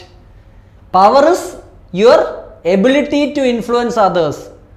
എബിലിറ്റി അത് പോസിറ്റീവ് ആവാം, നെഗറ്റീവ് ആവാം. അതോറിറ്റി എന്താണ്? You have legitimate right. സ്റ്റേറ്റിന് അവകാശമുണ്ട്, അത് ലെജിറ്റിമേറ്റ് ആണ്. നിങ്ങളുടെ കയ്യിൽ നിന്ന് ടാക്സ് മേടിക്കാനുള്ള അതോറിറ്റി സ്റ്റേറ്റിനുണ്ട്. പവർ എപ്പോഴും ലെജിറ്റിമേറ്റ് ആവണമെന്നില്ല. Clear? So power is ability, authority is legitimate right. രണ്ടും വ്യത്യാസമുണ്ട്. പക്ഷേ നമ്മുടെ കോൺസ്റ്റിറ്റ്യൂഷനൊക്കെ എടുത്താൽ ഇത് ഇൻ്റർചേഞ്ചബിളി ആണ് യൂസ് ചെയ്തിരിക്കുന്നത്. പ്രസിഡന്റിന് എന്താ സ്റ്റുഡൻസ് ഉള്ളത്? അതോറിറ്റിയാണ്, നമ്മൾ കൊടുത്ത അധികാരമാണ്, കോൺസ്റ്റിറ്റ്യൂഷൻ കൊടുത്ത അധികാരമാണ്. പക്ഷെ അവിടെ പവർ ഓഫ് പ്രസിഡന്റ് എന്നാ എഴുതിയിരിക്കുന്നത്. അപ്പം നിങ്ങൾ പറയരുത് സാറ് പറഞ്ഞു പവർ ശരിയല്ല, അതോറിറ്റിയാണ് കറക്റ്റ്. ഞാനിതിൻ്റെ ടെക്നിക്കൽ ഡിഫറൻസാണ് നിങ്ങൾക്ക് പറഞ്ഞു തന്നത്. അതോറിറ്റി എന്ന് പറഞ്ഞാൽ നമ്മൾ ജനങ്ങൾ ഭരണഘടന വഴി കൊടുത്ത അധികാരം ആ ബോഡിക്കുണ്ട്, ഗവൺമെൻറ്റിനുണ്ട്, ഗവൺമെൻറ്റിലുള്ള ആൾക്കാർക്കുണ്ട്. പവർ ലെജിറ്റിമേറ്റ് ആവണമെന്നില്ല, അത് ഇല്ലിജിറ്റിമേറ്റ് ആവും. കഴിവുള്ള ആർക്കും പറ്റും. ഓക്കെ, ഇപ്പോൾ ഇവിടെ എഴുതിയിട്ടുണ്ട് power can exist without legitimacy and may rely on coercion or force. ഞാൻ ഉപയോഗിച്ച എക്സാമ്പിൾ ഇതല്ലേ, ഫോഴ്സ് ഉപയോഗിച്ച് നിങ്ങളുടെ കയ്യിൽ നിന്ന് പൈസ മേടിച്ചു, അവനും പവറുണ്ട്, പക്ഷെ ഇത് ലെജിറ്റിമേറ്റ് അല്ല. അതേസമയം നിങ്ങൾ അതോറിറ്റി എടുത്തു കഴിഞ്ഞാൽ typically institutionalise through formal position and structures. It requires acceptance and recognition from those who subject to it. അതായത് സ്റ്റേറ്റ് നമ്മുടെ കയ്യിൽ നിന്ന് ടാക്സ് മേടിച്ചാൽ നമുക്ക് എന്തില്ല, നമുക്കൊരു പ്രശ്നമില്ല. കാരണം നമ്മൾ തന്നെയാണ് അതോറിറ്റി കൊടുക്കുന്നത്. അപ്പോൾ അതോറിറ്റിയും പവറും തമ്മിലുള്ള വ്യത്യാസം മനസ്സിലാക്കുക. നമ്മുടെ ഭരണഘടനയൊക്കെ നോക്കിക്കഴിഞ്ഞാൽ ഇത് ഇൻ്റർചേഞ്ചബിളി ആണ് യൂസ് ചെയ്തിരിക്കുന്നത്. പവർ പ്രസിഡൻറ്റിനുള്ളത് അതോറിറ്റി തന്നെയാണ്, പക്ഷേ ഭരണഘടനയെ മെൻഷൻ ചെയ്തേക്കുന്ന പവർ എന്നാണ്. അപ്പം ഇത് രണ്ടും ഒന്നായിട്ട് യൂസ് ചെയ്യുന്നതിൽ തെറ്റൊന്നുമില്ല. പക്ഷേ technically they are different. Correct വാക്ക് അതോറിറ്റിയാണ്. അപ്പം നമ്മൾ പഠിച്ചുകൊണ്ടിരുന്നത് എന്താണ്? What is state? ഓൾറെഡി നമ്മൾ പഠിച്ചു. അപ്പോൾ സ്റ്റേറ്റ് എന്താണെന്ന് നിങ്ങളോട് ചോദിച്ചാൽ നിങ്ങൾ എന്ത് പറയണം? ഈ 4 എലിമെൻറ്റ്സ് ഉള്ള എന്തോ അതിനെ സ്റ്റേറ്റ് എന്ന് വിളിക്കും. ഒന്ന് geographical territory, second is a permanent population, third is an effective government and fourth is sovereignty. അപ്പോൾ ഈ 4 ഫീച്ചറുള്ള എന്തിനേയും നമ്മൾ എന്ത് വിളിക്കും? State. Okay, A population with a permanent territory having an effective government along with sovereignty is called as state. അപ്പോൾ നിങ്ങൾക്ക് ഇഷ്ടമുള്ള പോലെ ഡെഫിനിഷൻസ് നിങ്ങൾക്ക് എഴുതാം. ഈ 4 എലിമെൻറ്റ് നിങ്ങളുടെ ഡെഫിനിഷനിൽ വന്നാൽ മതി. Clear students? Okay, I hope you are clear with this. Okay, അതുപോലെ തന്നെ ഗാർണർ പോലുള്ള പല ഇമ്പോർട്ടൻ്റ് ആയിട്ടുള്ള ആൾക്കാരും ഇതിൻ്റെ ഡെഫിനിഷൻ എഴുതിയിട്ടുണ്ട്. അതൊന്നും നിങ്ങൾ നോക്കണ്ട. നിങ്ങൾ സിംപ്ലിസ്റ്റിക് ആയിട്ടുള്ള ഡെഫിനിഷൻ കൊടുത്താൽ മതി. ഡെഫിനിഷൻസ് പഠിക്കുകയാണെങ്കിൽ അത് കറക്റ്റായിട്ട് പഠിക്കണം. വള്ളി പുള്ളി തെറ്റാതെ അത് എഴുതാൻ പറ്റണം. ഇല്ലെങ്കിൽ നിങ്ങളുടെ തന്നെ ഡെഫിനിഷൻസ് ഉണ്ടാകുക. ബേസിക് എലിമെൻറ്റ്സ് എല്ലാം വന്നാൽ മതി. ക്ലിയർ? ഇനി നമുക്ക് എന്ത് ചെയ്യേണ്ടി വരും? നമുക്ക് സ്റ്റേറ്റിൻ്റെ ഓരോ എലിമെൻറ്റ്സും ബ്രേക്ക് ഡൗൺ ചെയ്ത് പഠിക്കേണ്ടി വരും. ടെറിട്ടറി എന്ന് പറഞ്ഞ എലിമെൻറ്റ് വലുതായിട്ടൊന്നും പറയാനില്ലാത്തതുകൊണ്ട് വി ആർ സ്കിപ്പിംഗ്. ടെറിട്ടറി എന്ന് പറഞ്ഞാൽ എന്താ? സ്ഥലം വേണം സ്റ്റേറ്റിന്. രണ്ടാമത് നമ്മൾ നോക്കുന്നത് പോപ്പുലേഷൻ. ഈ പോപ്പുലേഷൻ എന്ന് പറയുന്ന ഒരു കാര്യത്തെ നമുക്ക് പലതായിട്ട് മുറിക്കാം. ഇങ്ങനെ ആൾക്കാർ ചിന്തിക്കില്ല. പക്ഷേ ഇതൊക്കെ നിങ്ങൾക്ക് അറിയാവുന്ന കാര്യമാണ്. ഞാൻ ഒന്നുകൂടെ പറഞ്ഞു തരും. അപ്പം നമ്മളൊരു രാജ്യത്തിൻ്റെ അല്ലെങ്കിൽ സ്റ്റേറ്റിൻ്റെ പോപ്പുലേഷനെ എടുത്താൽ അവിടെ ആദ്യം നമ്മൾ അതിനെ ക്ലാസിഫൈ ചെയ്യുന്നത് സിറ്റിസൺസ് ആയിട്ടും നോൺ സിറ്റിസൺ, പൗരന്മാരും പൗരന്മാരല്ലാത്തവരുമായിട്ട് നമ്മൾ ക്ലാസിഫൈ ചെയ്യും. ഓക്കെ, പൗരന്മാർക്ക് ചില എക്സ്ട്രാ അധികാരങ്ങളൊക്കെ കിട്ടും. ഇതൊന്നും ഞാൻ ഡീറ്റെയിൽഡ് ആയിട്ട് പോകുന്നില്ല കേട്ടോ, ജസ്റ്റ് ഞാൻ ഓടിച്ചു വിടുകയാണ്. കാരണം we are having separate chapters. Citizen he will get full political rights. അതായത് നിങ്ങൾക്ക് വോട്ട് ചെയ്യാനുള്ള അധികാരമുണ്ട്. ഒരു നോൺ സിറ്റിസണായ വേറെ രാജ്യത്തുള്ള ഒരാൾ വരികയാണെങ്കിൽ, ഫോറിനർ വരികയാണെങ്കിൽ വോട്ട് ചെയ്യാനുള്ള അധികാരം കിട്ടില്ല. Okay, constitutional protection, fundamental right നിങ്ങൾ എടുത്താലും മൗലിക അവകാശങ്ങൾ എടുത്താലും എല്ലാം നിങ്ങൾ സിറ്റിസൺസിന് അവൈലബിൾ ആണ്. നോൺ സിറ്റിസൺസിന് എല്ലാം അവൈലബിൾ ആണോന്നില്ല, ചിലതൊക്കെ അവർക്കും അവൈലബിൾ ആണ്. ഓക്കെ, പിന്നെ ചില സർവീസസ് നിങ്ങൾക്ക് മാത്രമേ കിട്ടുള്ളൂ. ജനറൽ കേസുകളിൽ നിങ്ങളെ ഡീപ്പോർട്ട് ചെയ്യാറില്ല. നിങ്ങൾക്ക് ഇന്ത്യൻ പ്രസിഡൻ്റ് ആവാം. പൊളിറ്റിക്കൽ ഓഫീസസ് പലതും നിങ്ങൾക്കേ ബെയർ ചെയ്യാൻ പറ്റും, അവർക്ക് പറ്റത്തില്ല. ഓക്കെ, അപ്പം നിങ്ങൾക്ക് എക്സ്ട്രാ ഇമ്മ്യൂണിറ്റികളും പ്രിവിലേജും ഒക്കെ ഉണ്ട് നിങ്ങൾ ഈ രാജ്യത്തിലെ ആളാണെങ്കിൽ. Okay, citizen is going to get extra privileges, immunities, safeguards. Non citizen എന്താണ്? ലിമിറ്റഡ് ആണ് അവൻ്റെ റോള്. ഓക്കെ, ചില പ്രൊട്ടക്ഷൻസും ചില റൈറ്റ്സും ഒക്കെ എല്ലാ ആൾക്കാർക്കും ഉണ്ട്, ഇന്ത്യ വന്നാലും ഏത് രാജ്യത്ത് വന്നാലും. But citizen has a upper hand. അപ്പം നമ്മൾ ഇത്രേ പഠിക്കുന്നുള്ളൂ. We will move on. ഇനിയും സിറ്റിസൺസിനെ തന്നെ നമുക്ക് NRI ആയിട്ടും റെസിഡൻ്റ് ആയിട്ടും പറയാം. ഈ NRI കുറച്ച് ടാക്സേഷനൊക്കെ റിലേറ്റഡ് ആയിട്ടുള്ള ടേമാണ്, നമ്മൾ പെട്ടെന്ന് പഠിച്ചങ്ങ് പോവും. റെസിഡൻ്റ് എന്ന് പറഞ്ഞാൽ സ്ഥിരമായിട്ട് ഇപ്പോൾ ഇന്ത്യയിലാണെങ്കിൽ ഇന്ത്യയിൽ തന്നെ താമസിക്കുന്ന ആൾ. Okay, he's not going anywhere. NRI എന്താ? Indian citizens living abroad for employment or business, എന്തോ ആയിക്കോട്ടെ. States in India for less than 182 days in a financial year. അതായത് 182 ദിവസത്തിൽ കുറവാണ് നിങ്ങൾ ഇന്ത്യയിൽ താമസിക്കുന്നുണ്ടെങ്കിൽ നിങ്ങൾ ഇന്ത്യക്കാരൻ തന്നെയാണ്, പക്ഷെ നിങ്ങൾ നോൺ റെസിഡൻറ്റ് ഇന്ത്യൻ ആണ്. അപ്പം നിങ്ങൾക്ക് ചില എക്സ്ട്രാ പ്രൊവിഷൻസും കാര്യങ്ങളും ഒക്കെ വരും. ഞാനിവിടെ ഒരു ബ്രോഡ് സ്ട്രക്ചർ മാത്രമേ വെക്കുന്നുള്ളൂ കേട്ടോ. അപ്പം നമ്മളൊരു പോപ്പുലേഷൻ എടുത്താൽ അതിൻ്റെ ഏറ്റവും ബേസിക് ക്ലാസിഫിക്കേഷൻ എന്താ? സിറ്റിസൺസും നോൺ സിറ്റിസൺസും. അതാണ് ഏറ്റവും ബേസിക് ക്ലാസിഫിക്കേഷൻ. ഇനി സിറ്റിസൺസിനെ തന്നെ നമ്മൾ മുറിക്കുകയാണ്. NRIs ഉണ്ട്. 182 ദിവസത്തിൽ താഴെ ഇന്ത്യയിൽ താമസിക്കുന്നവരെ നമ്മൾ എന്ത് പറയും? NRI എന്ന് വിളിക്കും. 182 ദിവസത്തിൽ കൂടുതൽ ഇന്ത്യയിലുണ്ടെങ്കിൽ അവൻ ആരായിരിക്കും? റെസിഡൻ്റ് ആയിരിക്കും. Okay, Indian citizen living primarily in India, stays in India for more than 182 days. Clear? അപ്പോൾ ഈ കാര്യങ്ങൾ, ബാക്കി കാര്യങ്ങൾ നിങ്ങൾ ഇപ്പോൾ പഠിക്കേണ്ട, അത് എക്കണോമിക്സിലൊക്കെ നിങ്ങൾക്ക് ആവശ്യം വരുന്നതാണ്. ഞാൻ ബേസിക്സ് മാത്രമേ പറയുന്നുള്ളൂ. Okay, we are not going into depth. Okay, ഇനി നോൺ സിറ്റിസൺസ്. അപ്പോൾ സിറ്റിസൺസിനെ നമ്മൾ എന്തായിട്ട് മുറിച്ചു? NRI ആയിട്ടും റെസിഡൻ്റ് ആയിട്ടും മുറിച്ചു. ഇനി നോൺ സിറ്റിസൺസിനെ നമുക്ക് എങ്ങനെ വിളിക്കാം? Friendly alien, enemy alien. ഇത് നിങ്ങൾ വിചാരിക്കുന്ന സ്റ്റീവൻ സ്പിൽബർഗിൻ്റെ എക്സ്ട്രാ ടെറിട്ടറിയൽ ഏലിയൻ്റെ കാര്യമല്ല കേട്ടോ നമ്മളിവിടെ പറയുന്നത്. ഏലിയൻ എന്ന് പറയുന്നത് it is just A term. Okay, friendly alien എന്ന് പറഞ്ഞു കഴിഞ്ഞാൽ ഒരു ഫോറിനർ, പക്ഷേ ആ ഫോറിനറിൻ്റെ രാജ്യവുമായിട്ട് നമുക്ക് നല്ല ബന്ധമാണ്. Normal diplomatic relation. ഇപ്പോൾ US ഒരാൾ ഇന്ത്യയിൽ വന്നു, റഷ്യയിൽ ഒരാൾ ഇന്ത്യയിൽ വന്നു, നമ്മൾ നോക്കുമ്പോൾ അതൊരു ഫ്രണ്ട്ലി ഏലിയനാണ്. A friendly nation.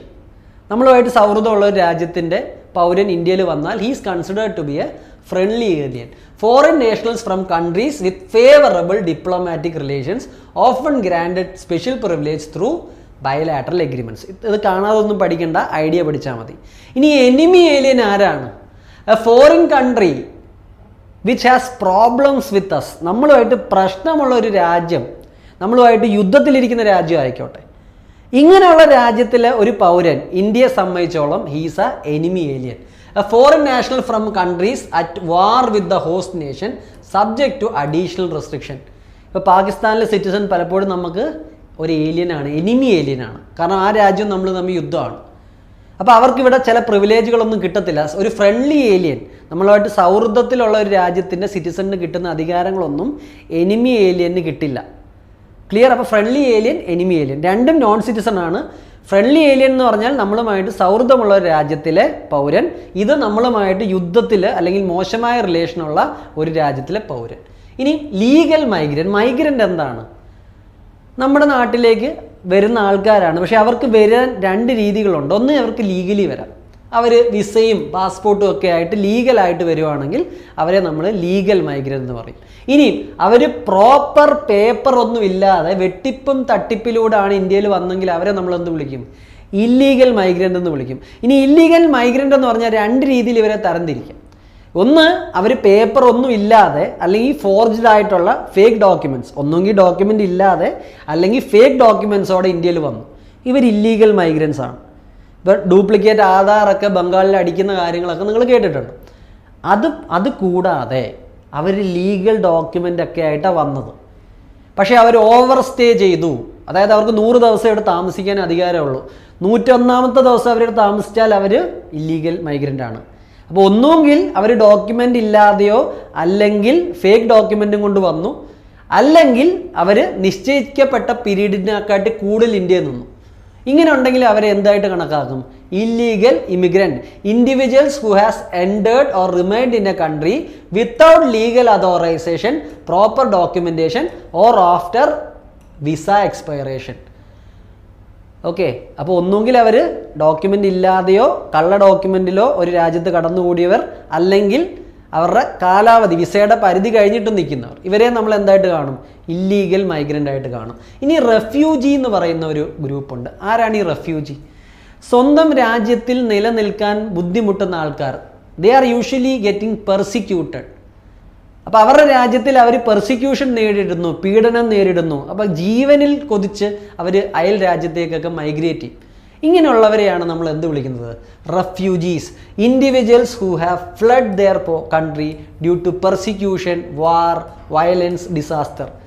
സിറിയയിൽ നിന്ന് അഭയാർത്ഥികൾ വന്നു. സിറിയൻ യുദ്ധം നടന്നപ്പോൾ മ്യാൻമാറിൽ റോഹിംഗ്യകളുടെ എതിരെ പ്രശ്നമുണ്ട്. അപ്പോൾ റോഹിംഗ്യകൾ അഭയാർത്ഥിയായിട്ട് ഇന്ത്യയിലും വന്നു, ബംഗ്ലാദേശിലും വന്നു, പലയിടത്തും പോയി. ചെറിയ ചെറിയ ബോട്ടുകളിലൊക്കെയാണ് അവർ പലപ്പോഴും സഞ്ചരിക്കുന്നത്. അപ്പം ഞാൻ എന്താ നിങ്ങളെ കാണിച്ചു തന്നത്? ഇന്ത്യ എന്ന് പറഞ്ഞ രാജ്യത്തിലെ പോപ്പുലേഷൻ, അതിനകത്ത് സിറ്റിസൺസ് ഉണ്ടാവാം, നോൺ സിറ്റിസൺസ് ഉണ്ടാവാം. സിറ്റിസൺസിനെ നമുക്ക് റെസിഡൻ്റ് ആയിട്ടും കാണാം, നോൺ റെസിഡൻറ്റ് ഇന്ത്യൻസ് ആയിട്ടും കാണാം. നോൺ സിറ്റിസൺസിനെ തന്നെ നിങ്ങൾക്ക് പല രീതിയിൽ കാണാം. അപ്പം ഞാൻ നിങ്ങളെ ഒന്ന് സ്ട്രക്ചറിങ് പഠിപ്പിക്കുകയാണ്. നമ്മളൊരു കാര്യം കാണുമ്പോൾ അതിനെ സ്ട്രക്ചർ ചെയ്യാനുള്ളൊരു എബിലിറ്റി നമുക്ക് വേണം. നിങ്ങൾക്ക് എല്ലാ കാര്യങ്ങളും അറിയാം, പക്ഷെ ഞാനിത് എന്ത് ചെയ്ത് തന്നു? നിങ്ങൾക്കൊന്ന് സ്ട്രക്ചർ ചെയ്ത് തന്നു. അപ്പോൾ നമ്മൾ സ്റ്റേറ്റിൻ്റെ രണ്ടാമത്തെ ഫീച്ചറാണ് പഠിച്ചത്. ഫസ്റ്റ് ഫീച്ചർ വളരെ ഇമ്പോർട്ടൻ്റ് ആണെങ്കിലും അതിനകത്ത് പറയാൻ അധികമില്ല, ടെറിട്ടറി. ഓക്കെ, അത് ഞാൻ പറഞ്ഞു. ഇനി സെക്കൻഡ് ഫീച്ചർ നമ്മൾ കവർ ചെയ്തു, പോപ്പുലേഷനെ എങ്ങനെയൊക്കെ കാണാമെന്നുള്ളത്. ക്ലിയർ? ഇനി നമുക്ക് മൂന്നാമത്തെ ഫീച്ചറിലേക്ക് പോവാം. ഓക്കെ, ഇനി ഒരു കാര്യം കൂടെ. ഓക്കെ, നമ്മളെല്ലാം ആരാണ് സ്റ്റുഡൻസ് ഇന്ത്യയിൽ? We are all citizens. Citizens എന്ന് പറഞ്ഞാൽ പൗരന്മാരാണ് നമ്മൾ. ഓക്കെ, ഈ സിറ്റിസൺഷിപ്പിൻ്റെ ഡെഫിനിഷൻ എന്താ? It is a legal relationship with the state.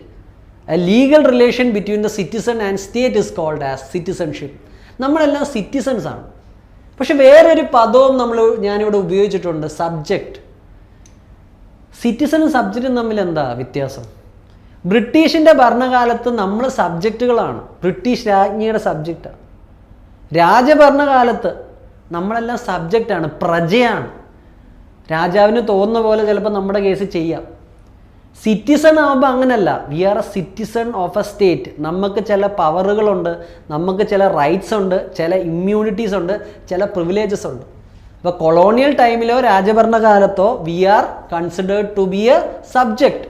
ഇപ്പോൾ ഒരു ഭരണഘടനയുള്ള രാജ്യത്താണ് നമ്മൾ. So we are citizens. ഈ വ്യത്യാസം കൂടെ നിങ്ങൾ മനസ്സിലാക്കി വയ്ക്കുക. ക്ലിയർ? അപ്പോൾ ഈ വ്യത്യാസങ്ങളൊക്കെ I have written down. You can go through in the slide. നമ്മൾ ഡീറ്റെയിൽഡ് ആയിട്ടുള്ള സ്ലൈഡും നിങ്ങൾക്ക് തരുന്നതായിരിക്കും. അപ്പോൾ നമ്മൾ രണ്ട് ഫീച്ചേഴ്സ് പഠിച്ചു. സ്റ്റേറ്റിൻ്റെ രണ്ട് features, territory and your population. മൂന്നാമത്തെ ഫീച്ചർ ഗവൺമെൻറ്. പല കുട്ടികൾക്കും ഉള്ള ഒരു ഡൗട്ടാണ്, സർ സ്റ്റേറ്റ് ഗവൺമെൻറ് അല്ലേ, ഗവൺമെൻറ് തന്നെ അല്ലേ സ്റ്റേറ്റ്, അതോ രണ്ടും ഒന്നാണോ രണ്ടും രണ്ടാണോ എന്നൊക്കെ. Typically saying both are different.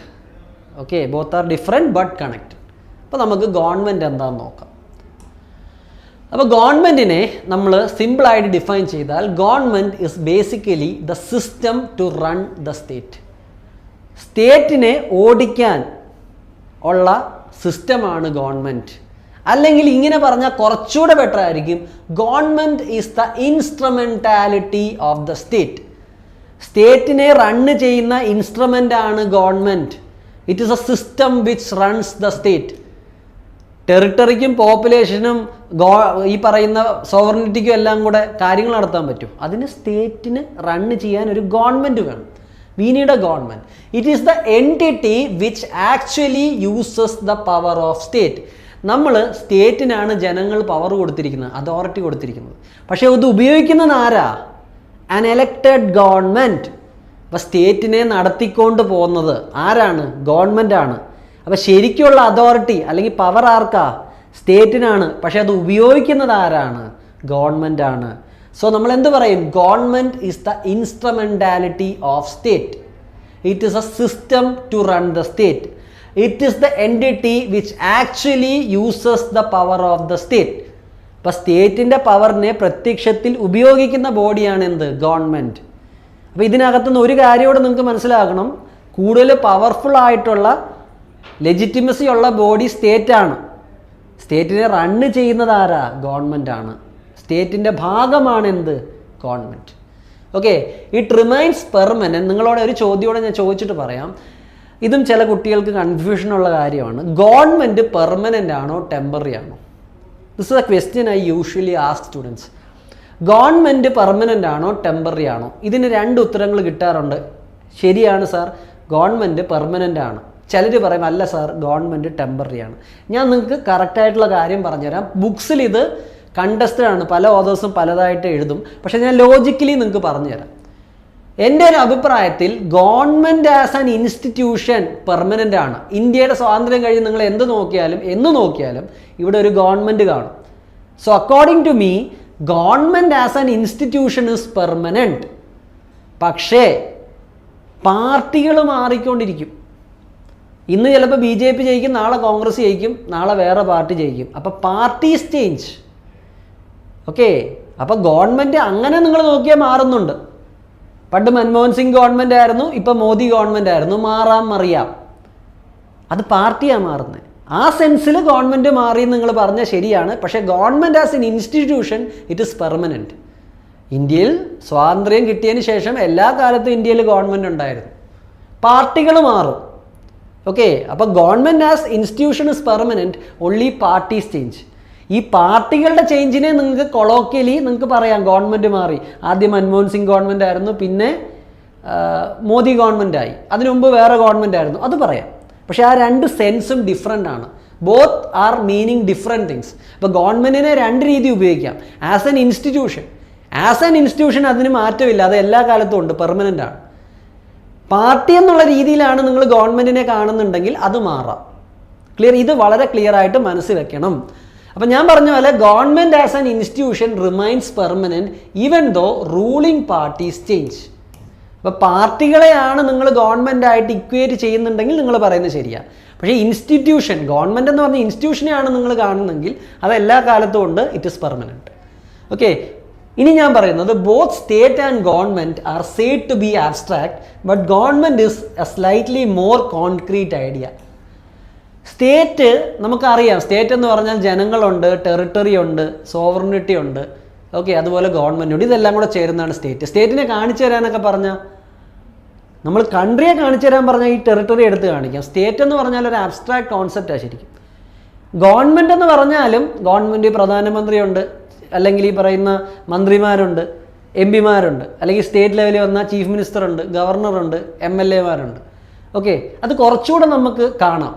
Okay, ഇപ്പോൾ ചില ബുക്കുകളിൽ പറയും സ്റ്റേറ്റ് അബ്സ്ട്രാക്റ്റ് ആണ്, ഗവൺമെൻറ് കോൺക്രീറ്റ് ആണ്. പക്ഷെ കുറച്ചുകൂടെ നമ്മൾ ചിന്തിച്ച് കഴിഞ്ഞാൽ രണ്ടും ആബ്സ്ട്രാക്റ്റ് ആണ്.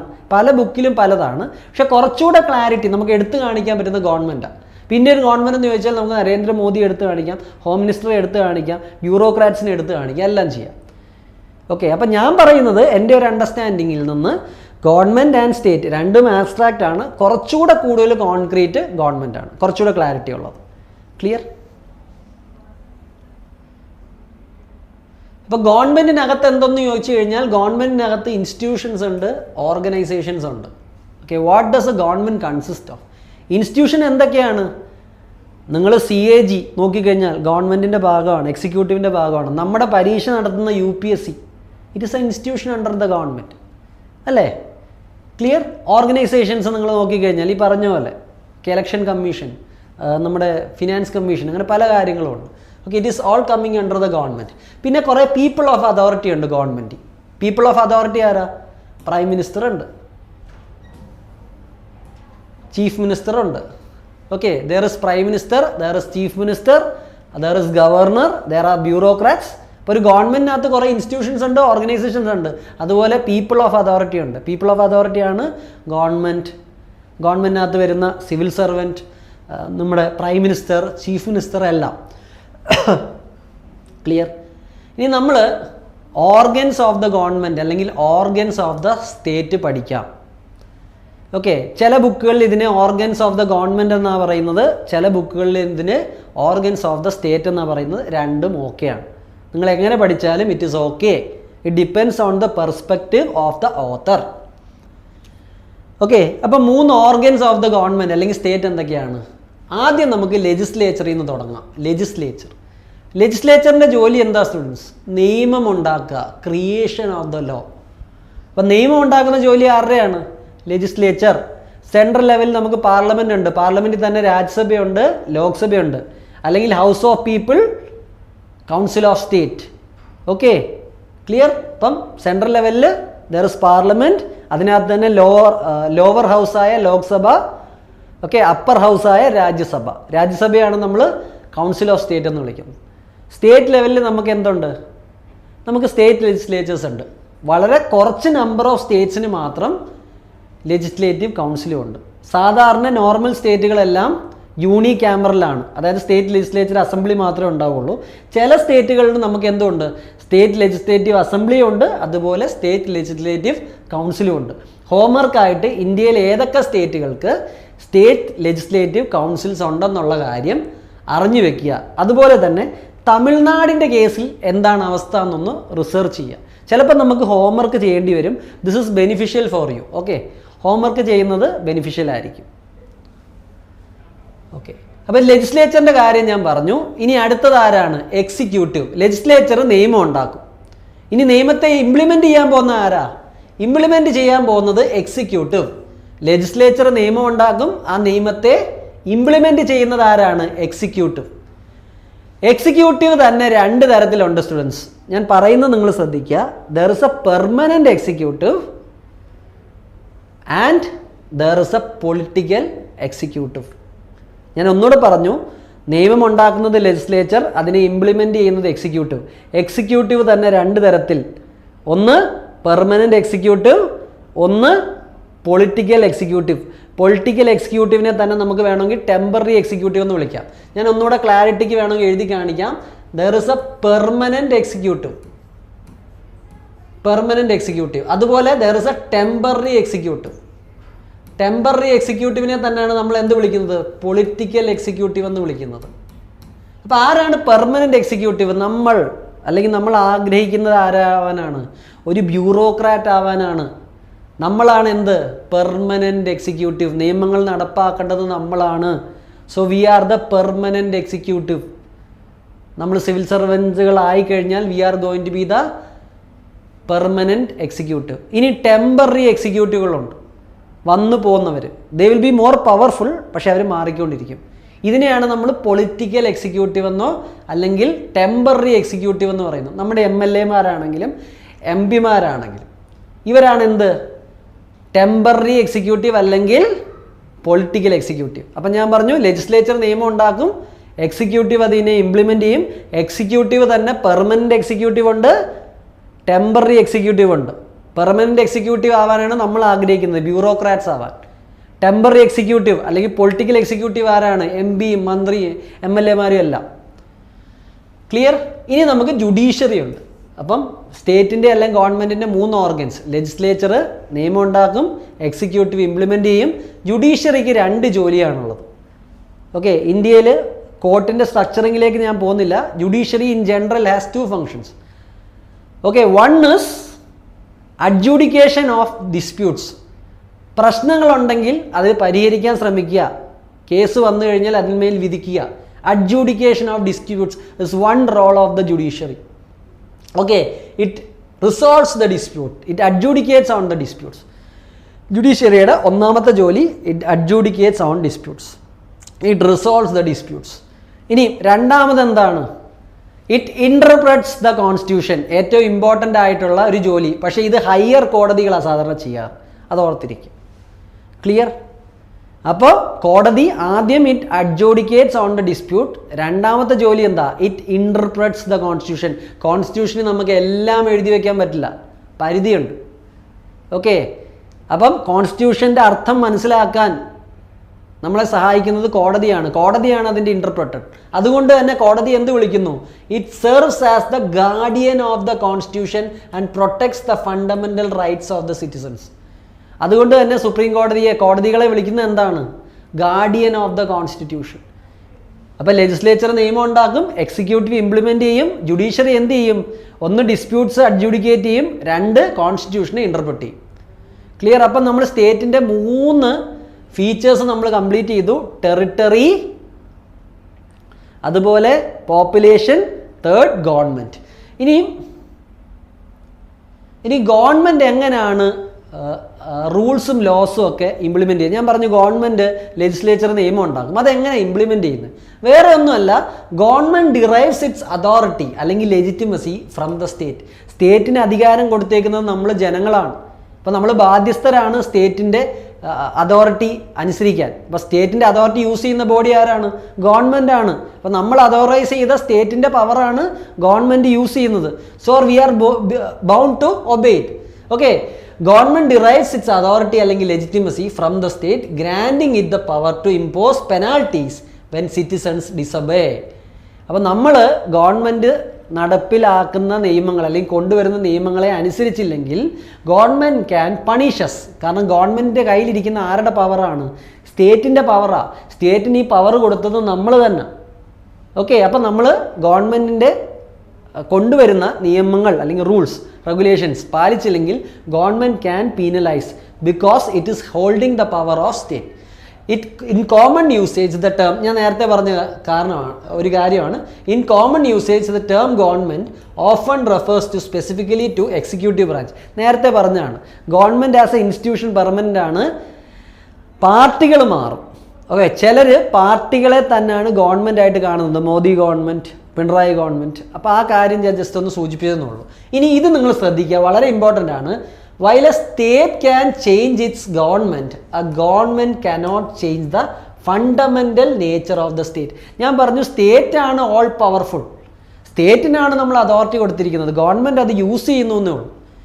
അപ്പം ഗവൺമെൻറ്റിന് ഒരിക്കലും സ്റ്റേറ്റിനെ അതിൻ്റെ ഫണ്ടമെൻ്റൽസിനെയും ചേഞ്ച് ചെയ്യാൻ പറ്റില്ല.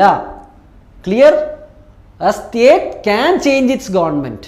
സ്റ്റേറ്റിന് ഗവൺമെൻറ്റിനെ ചേഞ്ച് ചെയ്യാം, പക്ഷെ ഗവൺമെൻറ്റിന് സ്റ്റേറ്റിനെ ചേഞ്ച് ചെയ്യാൻ പറ്റില്ല. സ്റ്റേറ്റ് ആണ് സുപ്രീം, അത് മനസ്സിലാക്കുക. ഇനി ചെറിയ 2 കാര്യങ്ങൾ കൂടെ നമുക്ക് പറയാം. സ്റ്റേറ്റും ഗവൺമെൻറ്റും ഓക്കെ, ഇവിടെ ആൻഡ് അല്ല, ഇവിടെ ഈക്വൽ ആണ്. നിങ്ങൾ ശ്രദ്ധിക്കുക, can a situation arise where state is equal to government? സ്റ്റേറ്റും ഗവൺമെൻറ്റും ഒരേ പവറിലെത്തുന്ന ഏതെങ്കിലും അവസ്ഥ ഉണ്ടാവാൻ പറ്റുമോ? ഹൈപ്പോത്തറ്റിക്കലി.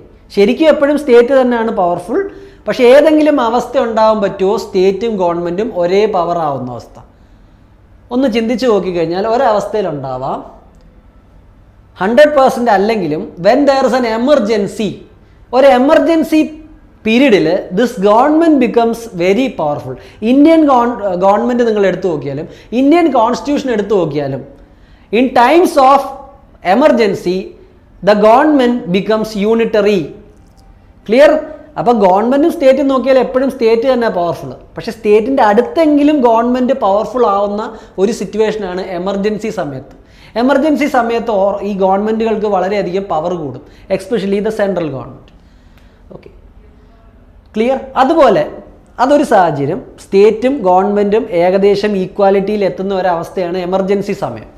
അതുകൂടാതെ ചില കേസുകളിൽ ഒരു ഡിക്റ്റേറ്റർഷിപ്പ് ഉള്ള സ്ഥലം, ഏകാധിപത്യമുള്ള ഡിക്റ്റേറ്റർഷിപ്പുള്ള ഒരാൾ തന്നെ എല്ലാം നിയന്ത്രിക്കുന്ന ഒരു അവസ്ഥ, ഈ അവസ്ഥയിലും സ്റ്റേറ്റിൻ്റെ അത്രയും പവർ ഗവൺമെൻറ്റിന് ഉണ്ടാവാം. നിങ്ങൾ നോക്കിക്കഴിഞ്ഞാൽ നോർത്ത് കൊറിയയിൽ കിം ജോങ് ഉൻ, പുള്ളി അവിടുത്തെ ലീഡറാണ്, പക്ഷെ പുള്ളി ഒരു ഡിക്റ്റേറ്ററാണ്. പുള്ളി പറയുന്നത് പോലെ നടക്കും. അപ്പോൾ state equal to government, state is equal to Kim Jong Un, ആ അവസ്ഥയാണ്. ഓക്കെ, നാസി ജർമ്മനി ഹിറ്റ്ലറിൻ്റെ അണ്ടറിൽ ഡിക്റ്റേറ്റർഷിപ്പാണ്. ഹിറ്റ്ലറിൻ്റെ ഗവൺമെൻറ് ആണ് അവിടെ എല്ലാം. സ്റ്റേറ്റും ഗവൺമെൻറ്റും ഏകദേശം ഒന്നാവുന്ന അവസ്ഥയാണ്. അപ്പം ഞാൻ പറഞ്ഞു, ഡിക്റ്റേറ്റർഷിപ്പ് ഉള്ള സ്ഥലത്ത് you will have a situation where government is almost equal to the state. Okay, ഇനി രണ്ടാമത്തെ സിറ്റുവേഷൻ ഓട്ടോക്രസി ഉള്ള സ്ഥലത്ത്. Supreme power is concentrated in one person without legal restraint. ഈ ഒരവസ്ഥയിലും സ്റ്റേറ്റും ഗവൺമെൻറ്റും ഏകദേശം ഒരേ പവർ വീൽഡ് ചെയ്യുന്ന അവസ്ഥ വരും. എക്സാമ്പിൾ, ഇപ്പം റഷ്യ ഭരിക്കുന്നത് പൂത്തിനാണ്. അവിടെ ഇലക്ഷനും കാര്യങ്ങളൊക്കെ ഉണ്ട്, പക്ഷേ വ്ളാദിമിർ പൂത്തിൻ്റെ കയ്യിലാണ് എല്ലാ പവറും ഇരിക്കുന്നത്. ഓക്കെ, ബെലാറസ് അണ്ടർ ലുക്കഷെൻകോ, അല്ലെങ്കിൽ Saudi Arabia under house of south. ഇതെല്ലാം ഓട്ടോക്രസിയുടെ എക്സാമ്പിളാണ്. ഇനി മലയൻ മൊണാർക്കി, അതിപ്പോൾ അധികം ഇല്ല. മൊണാർക്കി നിങ്ങൾക്കറിയാം, ഹെറിഡിറ്ററി ആയിട്ട് രാജാവ്, അത് കഴിഞ്ഞ് രാജാവിൻ്റെ മകൻ അടുത്ത റൂളർ, അത് കഴിഞ്ഞ് അടുത്ത മകൻ വരുന്നത്, അടുത്ത ജനറേഷൻ വരുന്ന അടുത്ത റൂളർ. അപ്പം മൊണാർക്കികൾ ചിലപ്പോൾ എൻലൈറ്റൻഡ് മൊണാർക്കി ആവാം. ജനങ്ങളുടെ നല്ലത് ആഗ്രഹിക്കുന്ന രാജാക്കന്മാരാണെങ്കിൽ പ്രജകളുടെ കാര്യം സുഖമാണ്. അതേസമയം ചില സമയത്ത് ഈ രാജാക്കന്മാർ അവരുടെ കാര്യം മാത്രമേ ശ്രദ്ധിക്കൂ. എക്സാമ്പിൾ ലൂയി 14 16 എക്സാമ്പിളൊക്കെ നമ്മൾ പറയും. ഓക്കെ, ഈ ലൂയി 14 15 16 എല്ലാം പ്രശ്നക്കാർ തന്നെ ആയിരുന്നു. നിങ്ങൾ ചരിത്രം പഠിച്ചാൽ അതിനകത്ത് സൺ കിങ് എന്ന് പറഞ്ഞ ഒരു രാജാവ് പറഞ്ഞത് ഐ ആം ദ സ്റ്റേറ്റ്, ഞാനാണ് സ്റ്റേറ്റ് എന്നാണ്. ക്ലിയർ? നമുക്ക് മുമ്പോട്ട് പോവാം. അപ്പം എമർജൻസി ഉള്ള സമയത്ത് സ്റ്റേറ്റിൻ്റെയും ഗവൺമെൻറ്റിൻ്റെയും പവർ ഏകദേശം ഒരേപോലെ ആവും. അതുപോലെ ഡിക്റ്റേറ്റർഷിപ്പോ ഓട്ടോക്രസിയോ മലൈൻ മൊണാർക്കിയോ ഉള്ള സമയത്തും സ്റ്റേറ്റും ഗവൺമെൻറ്റും തമ്മിലുള്ള ആ ഡിവിഷൻ ഇറ്റ് ബിക്കംസ് ബ്ലഡ്, രണ്ടും ഒരുപോലെ തന്നെയാണ്. ഓക്കെ, എക്സാമ്പിൾ നിങ്ങൾക്ക് കാണാം. Hitler, he was a dictator in Germany. Putin is also considered to be an autocrat. Lukashenko in your Belarus. Mohammed bin Salman, he is a monarch. Okay, ഇത് ഈ പറയുന്ന Louis 16 ഇത് Kim Jong ഉൻ ആണ്. Okay, ഈ പൂത്തിൻ്റെ എക്സാമ്പിളൊന്നും നിങ്ങൾ പരീക്ഷയിൽ എഴുതണ്ട, because he's a friend of India. പഠിപ്പിക്കുമ്പോൾ നമ്മളിതൊക്കെ പഠിപ്പിക്കും, പക്ഷേ ആൻസേഴ്സ് എഴുതുമ്പോൾ നിങ്ങൾ ശ്രദ്ധിക്കണം. ഓക്കെ, പക്ഷേ ഹിറ്റ്ലറിൻ്റെ കാര്യം നിങ്ങൾക്ക് മെൻഷൻ ചെയ്യാം. Obviously നിങ്ങൾക്ക് കിം ജോങ് ഉന്നിൻ്റെ കാര്യം you can mention, but I won't suggest you mentioning Mohammed bin Salman or Putin. Clear? ഇനി സ്റ്റേറ്റും ഗവൺമെൻറ്റും നമുക്ക് ഏകദേശം ഇപ്പം നല്ല ക്ലാരിറ്റി കിട്ടിയിട്ടുണ്ടാവും സ്റ്റേറ്റും ഗവൺമെൻറ്റും തമ്മിലുള്ള വ്യത്യാസം എന്താണ്. പക്ഷേ ഒരു ടാബുലർ ഫോർമാറ്റിൽ ഞാനിതൊന്ന് എക്സ്പ്ലെയിൻ ചെയ്യുകയാണ്. സ്റ്റേറ്റ് ആണ് ആദ്യം വന്നത്, പിന്നീടാണ് ആര് വരുന്നത്? ഗവൺമെൻറ് വരുന്നത്. അപ്പോൾ നമ്മൾ ഹിസ്റ്റോറിക്കലി പഠിച്ചപ്പോഴും അങ്ങനെയാണ്. ഇതിന് ചില എക്സെപ്ഷൻസ് ഉണ്ടാവാട്ടോ.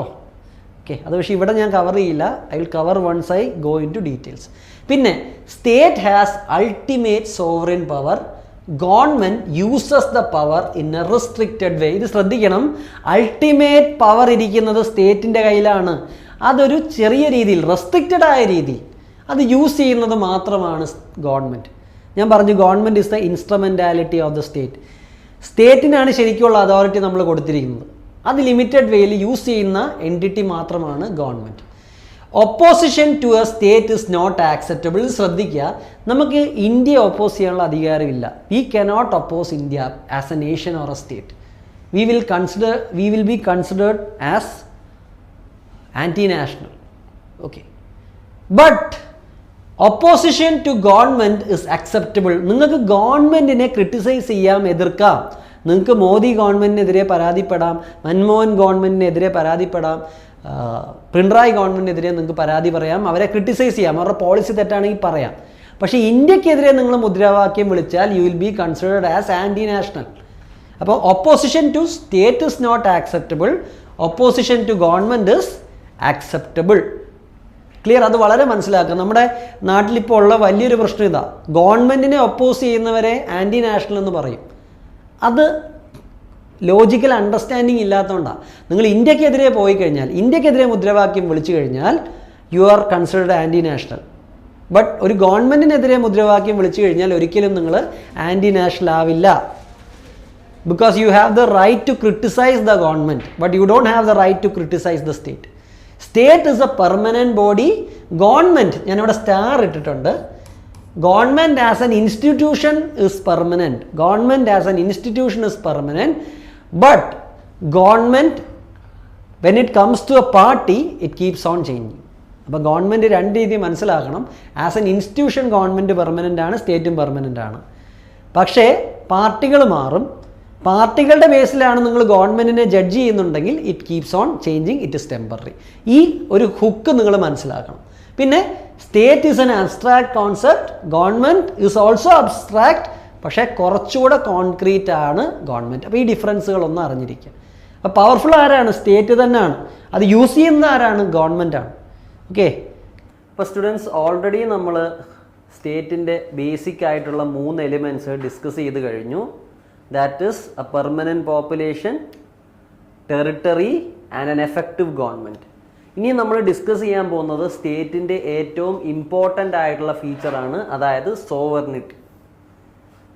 ഞാൻ നിങ്ങളോടൊരു കാര്യം പറയാം. സ്റ്റേറ്റിന് ബാക്കി 3 ഫീച്ചേഴ്സ് ഉണ്ടെങ്കിലും സോവർണിറ്റി ഇല്ലെങ്കിൽ നമുക്കതിനെ ഒരിക്കലും ഒരു സ്റ്റേറ്റ് എന്ന് വിളിക്കാൻ പറ്റില്ല. കാരണം നിങ്ങൾ ഇന്ത്യ എടുത്തു കഴിഞ്ഞാൽ ബ്രിട്ടീഷ് ടൈമിൽ നമുക്ക് എന്തുണ്ട്? നമുക്കൊരു ടെറിട്ടറി ഉണ്ട്, ഒരു പോപ്പുലേഷൻ ഉണ്ട്, ഒരു ഗവൺമെൻറ്റും ഉണ്ട്. പക്ഷേ it was a colonial government. അപ്പോൾ നമുക്ക് എന്തില്ലായിരുന്നു? പരമാധികാരമില്ലായിരുന്നു. We were subjects of the British crown. നമുക്ക് ഇൻഡിപെൻഡൻസ് കിട്ടിക്കഴിഞ്ഞിട്ടാണ് നമുക്ക് എന്ത് കിട്ടിയത്? സോവർണിറ്റി കിട്ടിയത്. ഇവിടെ ഒരു പിക്ചർ ഞാൻ കാണിച്ചിട്ടുണ്ട്, നിങ്ങൾക്ക് കാണാൻ പറ്റും. ഒരു പപ്പറ്റ് മാസ്റ്റർ ഒരു ചരട് കൊണ്ട് ഭൂമിയുടെ ഒരു ഭാഗത്തെ ഇങ്ങനെ കൺട്രോൾ ചെയ്യാൻ ശ്രമിക്കുകയാണ്. അപ്പോൾ ഈ ചരടിനെ വെട്ടിക്കളഞ്ഞു കഴിഞ്ഞാൽ മാത്രമേ നമുക്ക് എന്ത് കിട്ടുള്ളൂ? സോവർണിറ്റി കിട്ടുള്ളൂ. അപ്പോൾ ഒരു രാജ്യത്തിൻ്റെ എക്സ്റ്റേണൽ കൺട്രോളിനെ നമ്മൾ ഇങ്ങനെ വെട്ടിക്കളഞ്ഞാൽ മാത്രമേ നമുക്ക് എന്ത് കിട്ടുള്ളൂ? We will get sovereignty. Okay, ഞാൻ ജസ്റ്റ് ഒരു ബേസിക് ഐഡിയ ആണ് നിങ്ങൾക്ക് പറഞ്ഞു തന്നത്. ഓക്കെ, ഞാൻ ഡീറ്റെയിൽസിലേക്ക് പോയിട്ടില്ല. സോവർണിറ്റി എന്താണെന്നുള്ളത് we will learn in the further slides. അത് നമുക്ക് മുമ്പോട്ട് പോകും. ഇപ്പോൾ സോവർണിറ്റി എന്നുള്ള വാക്ക് നിങ്ങൾ കണ്ടു. ഒറ്റ വാക്കിൽ നിങ്ങൾക്ക് ഇതിനെ ഒന്ന് വിവരിക്കണമെങ്കിൽ it means supreme authority. Sovereignty means supreme authority. ഒരു സ്റ്റേറ്റിന് എന്തുണ്ടാവണം? It needs the supreme authority. ഇനി നമുക്ക് സോവർണിറ്റി ഒന്ന് ഡിഫൈൻ ചെയ്യാൻ ശ്രമിക്കാം. Okay, we will try to define sovereignty. Sovereignty refers to the power of any state to manage its own affairs without being controlled or influenced by external forces. ഞാനൊന്ന് വായിച്ചു വിട്ടതേ ഉള്ളൂ, പക്ഷേ ഞാനിവിടെ 2 പോയിന്റ്സ് സ്ട്രെസ് ചെയ്യും. ഞാൻ വായിക്കുമ്പോൾ 2 പോയിന്റുകൾ ഞാൻ സ്ട്രെസ് ചെയ്യും. Sovereignty refers to the power of any state to manage its own affairs. ഇത് ഒന്നാമത്തെ ഭാഗം.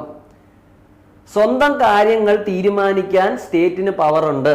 The power of any state to manage its own affairs without being controlled or influenced by an external force. ഇത് രണ്ടാമത്തെ aspect. ഈ 2 aspect കൂടെ ചേർക്കുമ്പോഴാണ് sovereignty ഉണ്ടാകുന്നത്. A state can manage its own affairs and it should not be influenced by any external force. ഒന്ന്, സ്വന്തം കാര്യം നോക്കാനുള്ള കഴിവ് ആ സ്റ്റേറ്റിന് കാണണം. 2, ഒരു എക്സ്റ്റേണൽ പവേഴ്സും ആ സ്റ്റേറ്റിനെ ഇൻഫ്ലുവൻസ് ചെയ്യരുത്. ഇത് 2 കൂടെ ചേരുമ്പോൾ എന്താവും? സോവർണിറ്റി ആവും. ഇനി ഇത് വേറെ രീതിയിൽ ഞാൻ ഡിഫൈൻ ചെയ്ത് വെച്ചിട്ടുണ്ട്, പക്ഷേ രണ്ടും സെയിം ആണ്. സെക്കൻഡ് നിങ്ങൾ നോക്കിയേ, the supreme power or authority of a state to govern itself, manage its own affairs എന്നോ ഗവേൺ ഇറ്റ് സെൽഫ് എന്നൊക്കെ പറഞ്ഞു കഴിഞ്ഞാൽ ഒന്ന് തന്നെ. ഒന്നാമത്തെ aspect. Independently without external interference, രണ്ടാമത്തെ ആസ്പെക്ട്. അപ്പൊ നിങ്ങൾ എങ്ങനെ എഴുതിയാലും കുഴപ്പമില്ല, ഈ 2 ആസ്പെക്ട്സ് വന്നാൽ മതി. Power of a state to govern itself, ഒന്നാമത്തെ കാര്യം. 2, without any external pressure or control, രണ്ടാമത്തെ ആസ്പെക്ട്. ഈ 2 കാര്യങ്ങളൂടെ വന്നു കഴിഞ്ഞാൽ സോവർണിറ്റി എന്നുള്ള വാക്ക് പൂർണ്ണമാവും. അപ്പൊ സോവർണിറ്റി എന്താണെന്ന് നിങ്ങൾക്ക് ക്ലിയർ ആയിട്ടുണ്ടാവും. നിങ്ങളുടെ ആൻസേഴ്സിൽ ഈ 2 ആസ്പെക്ട് വന്നാൽ മതി. You can manage your own affairs and no one should influence you. Okay, ഇനി നമ്മൾ സോവർണിറ്റിയെ ബേസിക്കലി നമുക്ക് രണ്ടായിട്ട് ക്ലാസിഫൈ ചെയ്യാം. ഞാൻ ആദ്യം പറഞ്ഞ ഡെഫിനേഷനെ തന്നെ ഞാനൊന്ന് ബ്രേക്ക് ഡൗൺ ചെയ്യുന്നു എന്നേ ഉള്ളൂ. ഓക്കെ, അപ്പൊ സോവർണിറ്റിയുടെ ബേസിക് ക്ലാസിഫിക്കേഷൻ നമ്മൾ സോവർണിറ്റിയെ 8 രീതിയിൽ പഠിക്കും. Will classify sovereignty into 8 types. പക്ഷെ ആദ്യം നമ്മൾ ബേസിക് ക്ലാസിഫിക്കേഷൻ ആണ് നോക്കുന്നത്, internal sovereignty and external sovereignty. അപ്പൊ ആദ്യം നമുക്ക് ഇന്റേണൽ സോവർണിറ്റി എന്താണെന്ന് നോക്കാം. Internal sovereignty refers to the sovereign power of the state by which the state exercises ultimate authority over all persons, groups and institutions within it. The sovereign has independent authority to make laws within its territory. ഇത് വളരെ simple ആയിട്ടുള്ള ഒരു definition ആണ്. നമ്മുടെ രാജ്യത്തിനകത്ത് നടക്കുന്ന കാര്യങ്ങളിലെല്ലാം നമ്മുടെ സ്റ്റേറ്റിന് തന്നെ ആയിരിക്കും അധികാരം. അത് രാജ്യത്തിനകത്തുള്ള ആൾക്കാരുടെ മുകളിലാണെങ്കിലും ഗ്രൂപ്പുകളുടെ മുകളിലാണെങ്കിലും ഇൻസ്റ്റിറ്റ്യൂഷന്റെ മുകളിലാണെങ്കിലും സ്റ്റേറ്റിനായിരിക്കും അൾട്ടിമേറ്റ് അതോറിറ്റി. സ്റ്റേറ്റിന് നമ്മുടെ ലൈഫിലും ഇടപെടാം ആവശ്യമുണ്ടെങ്കിൽ, ഒരു റിലീജിയന്റെ കാര്യത്തിലും ഇടപെടാം, ഏതെങ്കിലും കമ്മ്യൂണിറ്റിയുടെ കാര്യത്തിലും ഇടപെടാം. അപ്പൊ state has the absolute sovereign authority over all these aspects.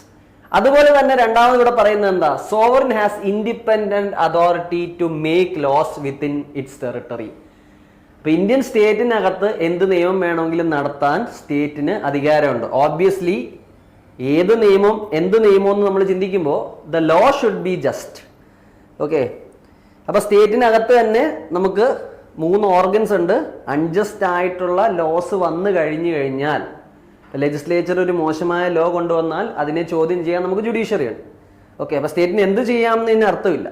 ഇനി രണ്ടാമത്തത് എക്സ്റ്റേണൽ സോവറിറ്റി. എക്സ്റ്റേണൽ സോവറിറ്റി എന്താ? External sovereignty means that the state is free from outside control. ഞാൻ ആദ്യം പഠിപ്പിച്ച ഡെഫിനേഷനിലും രണ്ടാമത്തെ ആസ്പെക്ട് ആയിട്ടാണ് ഇത് പറയുന്നത്. ഒരു എക്സ്റ്റേണൽ പാർട്ടിയും നമ്മുടെ സ്റ്റേറ്റിനെ കൺട്രോൾ ചെയ്യാൻ പറ്റരുത്. Okay, of external powers. External sovereignty means the state is free from outside control of external powers. It has the power to make independent foreign policy decisions. അപ്പോൾ ഒരു എക്സ്റ്റേണൽ പവേഴ്സും നമ്മുടെ സ്റ്റേറ്റിന്റെ ഡിസിഷൻസിനെ ഇൻഫ്ലുവൻസ് ചെയ്യരുത്. നമുക്ക് ഇൻഡിപെൻഡന്റ് ആയിട്ടുള്ള ഒരു ഫോറിൻ പോളിസി ഡിസിഷൻ എടുക്കാനുള്ള കഴിവ് വേണം. ഇപ്പൊ രണ്ടാമത്തെ ആസ്പെക്ട് ആയിരിക്കും നിങ്ങൾക്ക് ചില ക്ലാരിറ്റി കുറവുള്ളത്.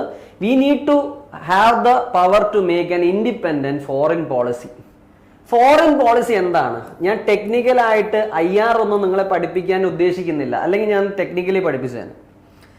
ഫോറിൻ പോളിസി എന്താ സ്റ്റുഡൻസ്? ഒരു രാജ്യം മറ്റ് രാജ്യവുമായിട്ട് എങ്ങനെ ഇടപെടണം, ഇതാണ് ഒരു രാജ്യത്തിന്റെ foreign policy. How we interact with other Nations and organisation, international organisations ആയിക്കോട്ടെ. ഇതിനെയാണ് എന്ത് വിളിക്കുന്നത്? ഫോറിൻ പോളിസി എന്ന് വിളിക്കുന്നത്. അപ്പം ഞാൻ പറഞ്ഞതുപോലെ foreign policy is how A nation conducts it's relations with another nation and international organisations. Technical definition അല്ല, നമ്മൾ സിമ്പിളായിട്ട് പഠിച്ചതാണ്. ഓക്കെ, അപ്പോൾ ഒരു ഫോറിൻ പോളിസി, ഒരു രാജ്യത്തിൻ്റെ ഫോറിൻ പോളിസിയുടെ ഒബ്ജക്റ്റീവ് എന്തായിരിക്കും? മേജർ ഒരു ഒബ്ജക്റ്റീവേ ഉള്ളൂ, നമ്മുടെ നാഷണൽ ഇൻട്രസ്റ്റ് ഫർദർ ചെയ്യുക. ഇപ്പൊ ഇന്ത്യയുടെ ഫോറിൻ പോളിസിയുടെ ഉദ്ദേശം എന്തായിരിക്കും? ഇന്ത്യയുടെ നാഷണൽ ഇൻട്രസ്റ്റിനെ മാക്സിമം പ്രൊമോട്ട് ചെയ്യുക. എല്ലാ രാജ്യങ്ങളുടെയും ഫോറിൻ പോളിസിയുടെ ഉദ്ദേശം ഇത് തന്നെയാണ്, നമ്മുടെ നാഷണൽ ഇൻട്രസ്റ്റ് മാക്സിമം പ്രൊമോട്ട് ചെയ്യുക. അപ്പൊ നമ്മൾ വേറൊരു രാജ്യമായിട്ട് ഇടപെടുന്ന രീതിയിൽ എക്സ്റ്റേണൽ ഒരു തേർഡ് പാർട്ടി രാജ്യം ഇടപെടാൻ പാടില്ല, അതിനെ ഇൻഫ്ലുവൻസ് ചെയ്യാൻ പാടില്ല. റിയൽ ലൈഫ് സിനാരിയോയിൽ എന്താണ് നടക്കുന്നതെന്ന് ഞാൻ നിങ്ങൾക്ക് പഠിപ്പിച്ചു തരാം. ലാസ്റ്റ് സ്ലൈഡിൽ നമ്മൾ അതാണ് ഡിസ്കസ് ചെയ്യുന്നത്. ഇപ്പൊ നിങ്ങൾ ബേസിക് ഓവർവ്യൂ മനസ്സിലാക്കിയാൽ മതി. അതായത് നമ്മളും വേറൊരു രാജ്യവുമായിട്ട് ഇടപെടുമ്പോൾ അതിനെ തേർഡ് പാർട്ടി രാജ്യം ഡിക്റ്റേറ്റ് ചെയ്യാൻ പാടില്ല. ഇപ്പൊ നമ്മളും റഷ്യയുമായിട്ട് ബന്ധം സ്ഥാപിക്കുമ്പോൾ USA വന്ന് പറയാൻ പാടില്ല നിങ്ങൾ റഷ്യയായിട്ട് കച്ചവടം ചെയ്യരുതെന്ന്. അപ്പൊ അങ്ങനെ USA പറയുന്നത് നമ്മൾ കേട്ട് കഴിഞ്ഞാൽ നമ്മുടെ സോവർണിറ്റി ഡൈല്യൂട്ട് ആവുകയാണ്. ക്ലിയർ? അപ്പം ഇത് ഏകദേശം നിങ്ങൾക്ക് ക്ലിയർ ആയെന്ന് മനസ്സിലാകുന്നു. Internal sovereignty and external sovereignty. ഇതിനെ ഒന്ന് സമ്മറൈസ് ചെയ്താൽ, while internal sovereignty focuses on domestic control, കാരണം നമ്മുടെ സ്റ്റേറ്റിനകത്തുള്ള നിയമങ്ങൾ അതിൻ്റെ പരിപൂർണ അധികാരം സ്റ്റേറ്റിന് തന്നെയാണ്. External sovereignty addresses A States position and independence in the global order. അപ്പോൾ നമ്മൾ ബ്യൂട്ടിഫുൾ ആയിട്ട് ഇതിനെ സമ്മപ്പ് ചെയ്തിട്ടുണ്ട്. while internal sovereignty focuses on domestic control, external sovereignty addresses a state's position and independence in global order. നമ്മൾ വേറെ രാജ്യങ്ങളെല്ലാം പറയുന്നത് കേട്ട് നിൽക്കുന്ന രാജ്യമാണെങ്കിൽ നമുക്ക് എന്തില്ല, എക്സ്റ്റേണൽ സോവറിനിറ്റി ഇല്ല. Okay, so we will move on. ഇവിടെ ഇന്റേണൽ സോവറിനിറ്റിയുടെയും എക്സ്റ്റേണൽ സോവറിനിറ്റിയുടെയും കുറച്ച് ഡിഫറൻസസ് ഒക്കെ ഇട്ടിട്ടുണ്ട്. I'm not going to explain that, but സ്ലൈഡ്സിൽ നിങ്ങൾക്ക് വായിക്കാവുന്നതാണ്. ഓക്കെ, ബേസിക് എൻ്റെ ഉദ്ദേശം എന്ന് പറഞ്ഞാൽ നിങ്ങൾക്ക് കോൺസെപ്ച്വൽ ക്ലാരിറ്റി തരിക എന്നുള്ളതാണ്. ഓക്കെ, അപ്പം നമ്മൾ ആദ്യം ബേസിക് ക്ലാസിഫിക്കേഷൻ ഓഫ് സോവറിനിറ്റി നോക്കി, internal sovereignty and external sovereignty. ഇനി നമുക്ക് അടുത്ത ക്ലാസിഫിക്കേഷൻ നോക്കാം. ഈ ക്ലാസിഫിക്കേഷന്റെ ബേസിസ് എന്താണ്? Based on who holds it's. അതായത് സോവറിനിറ്റി ആരുടെ കയ്യിലാണ് ഇരിക്കുന്നത്. ഇങ്ങനെ നമ്മൾ ചിന്തിച്ചു കഴിഞ്ഞാൽ സോവറിനിറ്റിയെ നമുക്ക് രണ്ടായിട്ട് ഡിവൈഡ് ചെയ്യാം, popular sovereignty and parliamentary sovereignty. അപ്പൊ ആരുടെ കയ്യിലാണ് ഒരു സ്റ്റേറ്റിന്റെ സോവറിനിറ്റി ഇരിക്കുന്നത്? ഇത് വെച്ച് നോക്കുമ്പോൾ നമുക്ക് സോവറിനിറ്റിയെ രണ്ടായിട്ട് മുറിക്കാം, popular sovereignty and parliamentary sovereignty. Popular sovereignty, ആ പോപ്പുലർ സോവറിനിറ്റിയുടെ എറ്റിമോളജിക്കൽ റൂട്ടുകൾ നോക്കിക്കഴിഞ്ഞാൽ പോപ്പുലർ എന്ന് പറയുന്നത് പോപ്പുലേഷനിൽ നിന്നാണ് വരുന്നത്. So power is flowing from people. അല്ലെങ്കിൽ ഒരു രാജ്യത്ത് ഒരു സ്റ്റേറ്റിന്റെ സോവറിൻ പവർ ആരുടെ കയ്യിലായിരിക്കുന്നത്? ജനങ്ങളുടെ കയ്യിലാണ് ഇരിക്കുന്നത്. ഇതിനെയാണ് എന്ത് പറയുന്നത്? Popular sovereignty. The principle that ultimate authority rests with the people. അപ്പൊ രാജ്യത്തിലെ സോവറിൻ ആരാണ്? ജനങ്ങൾ തന്നെയാണ്. Sovereign authority is with the people who expresses their will through voting. Okay, അത് വിട്ടുകളയാ. It means that ultimate power of the state flows from the people. That is people's will is represented in the constitution. അപ്പൊ കോൺസ്റ്റിറ്റ്യൂഷന്റെ കാര്യം നമുക്ക് ചെറുതായിട്ട് പിന്നെയും discuss ചെയ്യേണ്ടതുണ്ട്. നമ്മൾ ഈ സ്റ്റോറി എല്ലാം പറയുന്നത് കോൺസ്റ്റിറ്റ്യൂഷനിലേക്ക് എത്താൻ വേണ്ടിയാണ്. അപ്പൊ പോപ്പുലർ സോവറിനിറ്റി ഇപ്പൊ നിങ്ങൾ സിമ്പിൾ ആയിട്ട് പഠിക്കുക.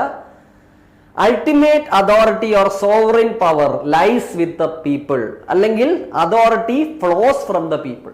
നമ്മളാണ് സോവറിൻ. ഇതിനെയാണ് നമ്മൾ എന്ത് പറയുന്നത്? Popular sovereignty. അപ്പൊ ഇന്ത്യയിൽ എന്താണുള്ളത്? പോപ്പുലർ സോവറിനിറ്റി ആണ്. ഓക്കെ, കാരണം നമ്മൾ പ്രിയാമ്പിൾ എടുത്ത് വായിച്ചാൽ നമ്മൾ എന്താ കാണുന്നത്? We the people of India solemnly resolve to constitute our self into. ഇങ്ങനെയാണ് പ്രിയാമ്പിളിന്റെ വാക്യങ്ങൾ തുടങ്ങുന്നത്. അപ്പൊ വി ദ പീപ്പിൾ, നമ്മളാണ് സോവറിൻ. പക്ഷെ ഇന്ത്യയുടെ സോവറിനിറ്റിയെ നിങ്ങൾക്ക് പോപ്പുലർ സോവറിനിറ്റി എന്ന് വിളിക്കാമെങ്കിലും കറക്റ്റ് ആയിട്ടുള്ള വ്യാഖ്യാനം വുഡ് ബി, ഇന്ത്യയിൽ എന്തുണ്ട്?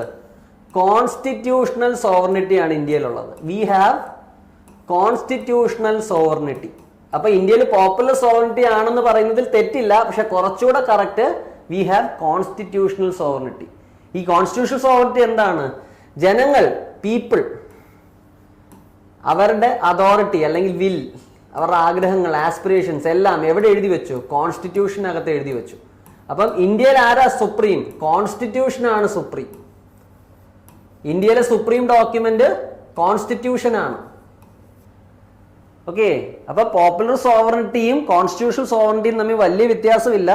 ചില സ്ഥലങ്ങളിൽ പീപ്പിൾ ആർ ഡയറക്ട്ലി സോവറിൻ. ഇന്ത്യയുടെ കേസിൽ വരുമ്പോൾ ഇവിടെയും പീപ്പിൾ ആർ സോവറിൻ, ബട്ട് നമ്മുടെ വിൽ, നമ്മുടെ ഐഡിയാസ്, നമ്മുടെ ആസ്പിറേഷൻസ് ഇതെല്ലാം എവിടെ എഴുതി വെച്ചു?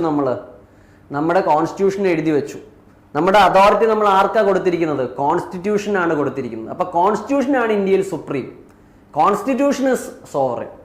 ഓക്കെ, നമ്മുടെ വില്ല് തന്നെയാണ് എവിടെ റെപ്രസെന്റ് ചെയ്യപ്പെടുന്നത്? കോൺസ്റ്റിറ്റ്യൂഷനകത്ത്.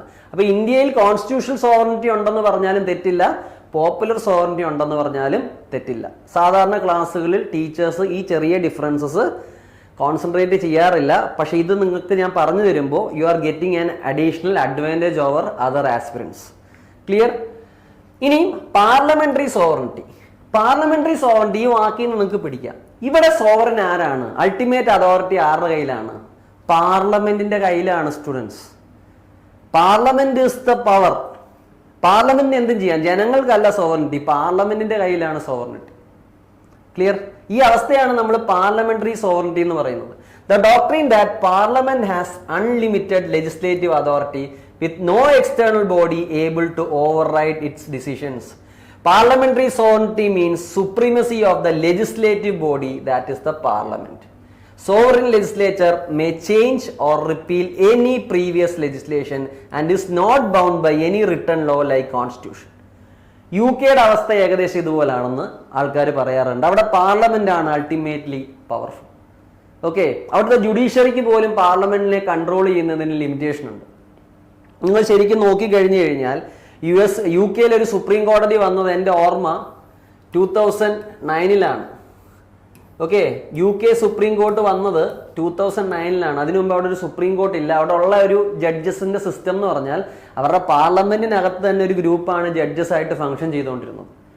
അപ്പൊ അത്രയും പവർഫുൾ ആണ് ബ്രിട്ടനിലെ പാർലമെന്റ്.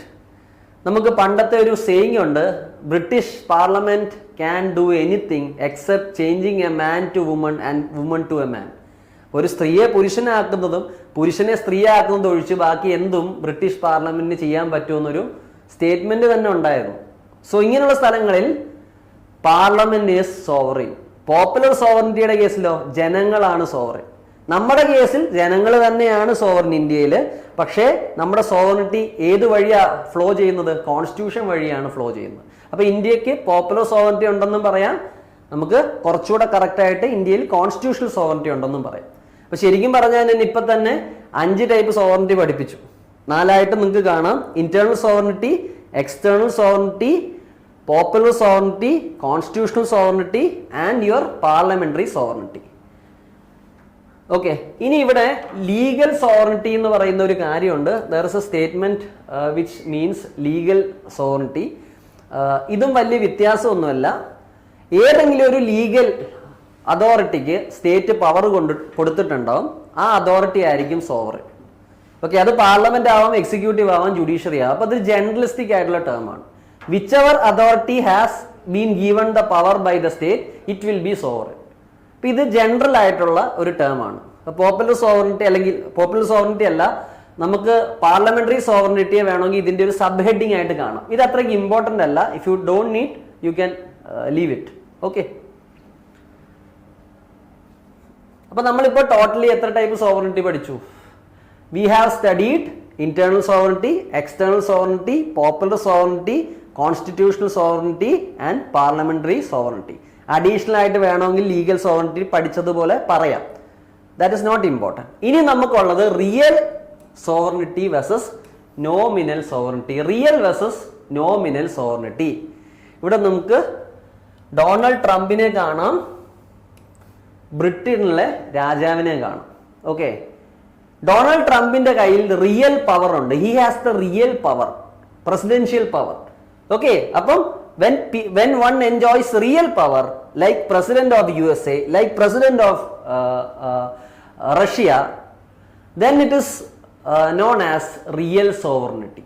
ശരിക്കുള്ള അധികാരം ഇവരുടെ കയ്യിലാണ്. നോമിനൽ സോവറിറ്റി എന്ന് പറഞ്ഞാൽ ബ്രിട്ടന്റെ രാജാവ്. ഇദ്ദേഹത്തിന്റെ കയ്യിൽ വലിയ പവറുകളൊന്നുമില്ല, ചെറിയ ചെറിയ പവറുകളേ ഉള്ളൂ. ഇദ്ദേഹത്തെയാണ് നമ്മൾ എന്ത് പറയുന്നത്? Nominal sovereignty. For name sake or titular in nature, അതായത് കിങ് ഓഫ് ബ്രിട്ടൻ. വലിയ കാര്യങ്ങളൊന്നുമില്ല, ഫോർമൽ ആയിട്ടുള്ള ചില പവറുകൾ മാത്രമേ ഉള്ളൂ ബ്രിട്ടനിലെ രാജാവിന്. അതേസമയം ഡൊണാൾഡ് ട്രംപിന്റെ കയ്യിൽ ശരിക്കുള്ള അധികാരങ്ങളുണ്ട്. അദ്ദേഹം ഇത് യൂസ് ചെയ്യുന്നത് നിങ്ങൾക്ക് ഇവിടെ കാണാം. അപ്പൊ നോമിനൽ സോവറിറ്റി എന്ന് പറഞ്ഞു കഴിഞ്ഞാൽ it is for name sake. Real sovereignty എന്ന് പറഞ്ഞാൽ റിയൽ പവർ ഉണ്ട്. ഇനി ഇന്ത്യയുടെ കേസിൽ നിങ്ങൾ വന്നാൽ Indian president he or she is nominally sovereign. Nominal sovereignty ഉള്ളൂ, ശരിക്കുള്ള പവറുകളില്ല. ഓക്കെ. കുറച്ച് പവേഴ്സേ ഉള്ളൂ. പവേഴ്സ് ഉണ്ട്, പക്ഷെ കുറച്ചേ ഉള്ളൂ. അതേസമയം Indian prime minister he has real sovereignty. Okay. ശരിക്കുള്ള power. Okay. Exercises real executive power. ഇവിടെ ദ്രൗപദി മുർമു നോമിനൽ സോവറിൻ ആണ്. She's only the constitutional head of state with nominal powers. Powers ഇല്ലെന്നല്ല ഞാൻ പറഞ്ഞത്, പക്ഷെ ചില ഫോർമൽ ആയിട്ടുള്ള ലിമിറ്റഡ് പവേഴ്സേ ഉള്ളൂ. അപ്പോൾ റിയൽ സോവറിറ്റിയും നോമിനൽ സോവറിറ്റിയും തമ്മിലുള്ള വ്യത്യാസവും നിങ്ങൾക്ക് ക്ലിയർ ആയെന്ന് പ്രതീക്ഷിക്കുന്നു. ഓക്കെ. അപ്പം നമ്മൾ ഏതൊക്കെ ടൈപ്പ് സോവറിറ്റി പഠിച്ചു? Internal sovereignty, external sovereignty, popular sovereignty, constitutional sovereignty, parliamentary sovereignty, legal sovereignty, real sovereignty, അതുപോലെ നോമിനൽ സോവറിറ്റി. 8 ടൈപ്പ് ഇപ്പം തന്നെ നമ്മൾ പഠിച്ചു. ഇനി 2 ടൈപ്പ് സോവറിറ്റി കൂടെ നമുക്ക് എന്തുള്ളൂ? പഠിക്കാനുള്ളൂ. ഓക്കെ. അപ്പം നമുക്ക് അതിലേക്ക് പോവാം. De jure sovereignty versus de facto sovereignty. ഇത് കുറച്ച് കുട്ടികൾക്ക് കൺഫ്യൂഷൻ ഉണ്ടാവുന്ന ഒരു ഏരിയയാണ്. നിങ്ങളുടെ ലക്ഷ്മികാന്തിലൊക്കെ തെറ്റായിട്ട് പഠിപ്പിക്കുന്ന ഒരു ഏരിയയാണ്. പലപ്പോഴും ടീച്ചേഴ്സ് വരെ ഇത് തെറ്റായി പഠിപ്പിക്കുന്നത് ഞാൻ കണ്ടിട്ടുണ്ട്. ഞാൻ എൻ്റെ ലോജിക്കും തരാം, എന്നിട്ട് യു ക്യാൻ ഡിസൈഡ്. അപ്പൊ ഡി ജൂറെ സോവറിനിറ്റി എന്താണ്? ഈ de jure sovereignty legal or rightful sovereignty that is recognized by the law, constitution or international agreements. A de jure sovereign is one who has a legal claim to sovereignty but does not possess it in fact. ഇതാണ് നിങ്ങൾ ശ്രദ്ധിക്കേണ്ടത്. അതായത് legally നോക്കുമ്പോൾ ആ വ്യക്തിക്കാണ് constitutionally power ഉള്ളത്, അംഗീകരിക്കപ്പെട്ട power ആർക്കാണുള്ളത്? ഈ പറയുന്ന വ്യക്തിക്കാണുള്ളത്. പക്ഷേ റിയൽ സിനാരിയോയിൽ വരുവാണെങ്കിൽ ഈ വ്യക്തിക്ക് പവർ എൻജോയ് ചെയ്യാൻ പറ്റുന്നില്ല. ഞാൻ ഒന്നുകൂടെ പറയാം, ലീഗലി ഈ വ്യക്തിക്കാണ് ശരിക്കും പവർ വരേണ്ടത്, ഈ ഓഫീസിനാണ് ശരിക്കും പവർ വരേണ്ടത്. ഓക്കെ, പക്ഷേ പ്രാക്ടിക്കലി നമ്മൾ നോക്കുമ്പോൾ he does not enjoy power. Example, പാകിസ്ഥാന്റെ സിവിലിയൻ ഗവൺമെന്റ്. ഇവിടെ നിങ്ങൾക്ക് ഷെഹബാസ് ഷെരീഫിനെ കാണാം. ഇദ്ദേഹം ഇങ്ങനെ ചിരിച്ചോണ്ട് നിൽക്കുന്നു എന്നല്ലാതെ ഇദ്ദേഹത്തിന് ശരിക്കുള്ള പവറൊന്നുമില്ല.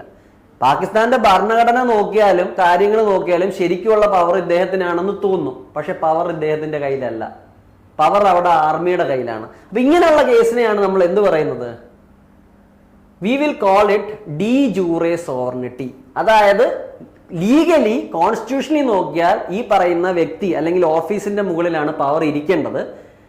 ഓക്കെ, ലീഗലി നോക്കിക്കഴിഞ്ഞാൽ. പക്ഷെ റിയൽ ലൈഫിൽ ഇവർക്ക് പ്രാക്ടിക്കലി വലിയ പവർ ഇല്ല. Example, Pakistan prime ministers. അവർക്കാണ് ലീഗലി പവർ വേണ്ടത്, പക്ഷെ ശരിക്കും അവർക്ക് പവർ ഇല്ല. ഈ സിസ്റ്റത്തെയാണ് നമ്മൾ ഡി ജൂറെ സോവറിറ്റി എന്ന് പറയുന്നത്. ഇനി ഡി ഫാക്ടോ വന്നാലോ?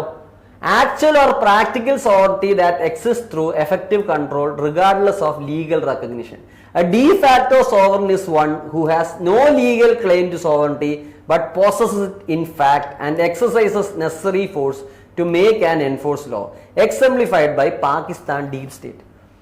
അതായത് ലീഗലി നോക്കിക്കഴിഞ്ഞാൽ പാകിസ്ഥാന്റെ സിവിലിയൻ ഗവൺമെന്റിനാണ് പവർ വേണ്ടത്. പക്ഷെ അവിടെ പവർ കൈയാളുന്നത് ആരാണ്? പാകിസ്ഥാന്റെ ഡീപ് സ്റ്റേറ്റ് ആണ്, മിലിറ്ററി ആണ്. അപ്പൊ ലീഗലി മിലിറ്ററിക്ക് അല്ല പവർ, പക്ഷെ രാജ്യം എങ്ങനെ പോകുമെന്ന് തീരുമാനിക്കുന്നത് മിലിറ്ററിയാണ്. ഇങ്ങനെയുള്ള കേസിനെയാണ് നമ്മൾ പറയുന്നത് ഡി ഫാക്ടോ, ഡിഫോൾട്ടി എന്നാണ് നിങ്ങൾ നോക്കിക്കഴിഞ്ഞാൽ de facto sovereign. Okay, example fraud മാർഷലായ ആസിഫ് മുനീർ. ഇദ്ദേഹത്തിന് എന്തിനാണ് ഈ ഫീൽഡ് മാർഷൽ ആക്കിയെന്ന് ആർക്കും അറിഞ്ഞൂടാ. Okay, clear. അപ്പൊ പാകിസ്ഥാനിൽ you have a de jure sovereign. അതായത് പാകിസ്ഥാന്റെ പ്രൈം മിനിസ്റ്റേഴ്സ് ഇതിനു മുമ്പ് വന്ന ആൾക്കാരാണെങ്കിലും they are de jure sovereign. Constitutionally നോക്കിക്കഴിഞ്ഞാൽ അവർക്കാണ് പവർ, പക്ഷേ ശരിക്കുള്ള പവർ ഇല്ല. ഈ പറയുന്ന ഷെഹബാസ് ഷെരീഫ് പോലെ. ഇനി പാകിസ്ഥാന്റെ എക്സാമ്പിൾ, ഈ ആസിഫ് മുനീറും അവിടുത്തെ മിലിറ്ററി ആരാ? ഡി ഫാക്ടോ സോവറിൻ ആണ്. അവർക്ക് ശരിക്കും ലീഗൽ ക്ലെയിം ഇല്ല. ലീഗലി അവരല്ല പവർ കൈയാളുന്നത്, പക്ഷെ പ്രാക്ടിക്കലി അവരാണ് എല്ലാം ചെയ്യുന്നത്. ഈ കേസിലോ ലീഗലി അവർക്കായിരിക്കണം പവർ ഉള്ളത്, പക്ഷെ പ്രാക്ടിക്കലി അവർക്ക് പവർ ഇല്ല. ഈ ഒരു ഇതിൽ നിന്ന് നിങ്ങൾക്ക് ക്ലിയർ ആയിട്ടത് മനസ്സിലാവും. ഓക്കെ, അപ്പൊ നമ്മൾ ഡി ജൂറെ സോവറിനും ഡി ഫാക്ടോ സോവറിനും പഠിച്ചു. ഇനിയും നിങ്ങൾക്ക് മെയിൻസിൽ വരാവുന്ന ഒരു ചോദ്യം, അല്ലെങ്കിൽ കറണ്ട് അഫയറിൽ നിങ്ങൾ വായിക്കുന്ന ഒരു കാര്യം, അല്ലെങ്കിൽ ഒരു ഇന്റർവ്യൂ പാനലിൽ നിങ്ങൾക്ക് വരാവുന്ന ഒരു ചോദ്യമാണ്, is sovereignty of any state absolute? ഏതെങ്കിലും ഒരു രാജ്യത്തിന് ആബ്സല്യൂട്ട് സോവറിനിറ്റി ഉണ്ടോ? ഈ ചോദ്യത്തിന്റെ ആൻസർ നോ എന്നാണ്. നിങ്ങൾക്ക് പലർക്കും ഇതിപ്പോൾ തന്നെ മനസ്സിലാണ് ഉണ്ടാവും.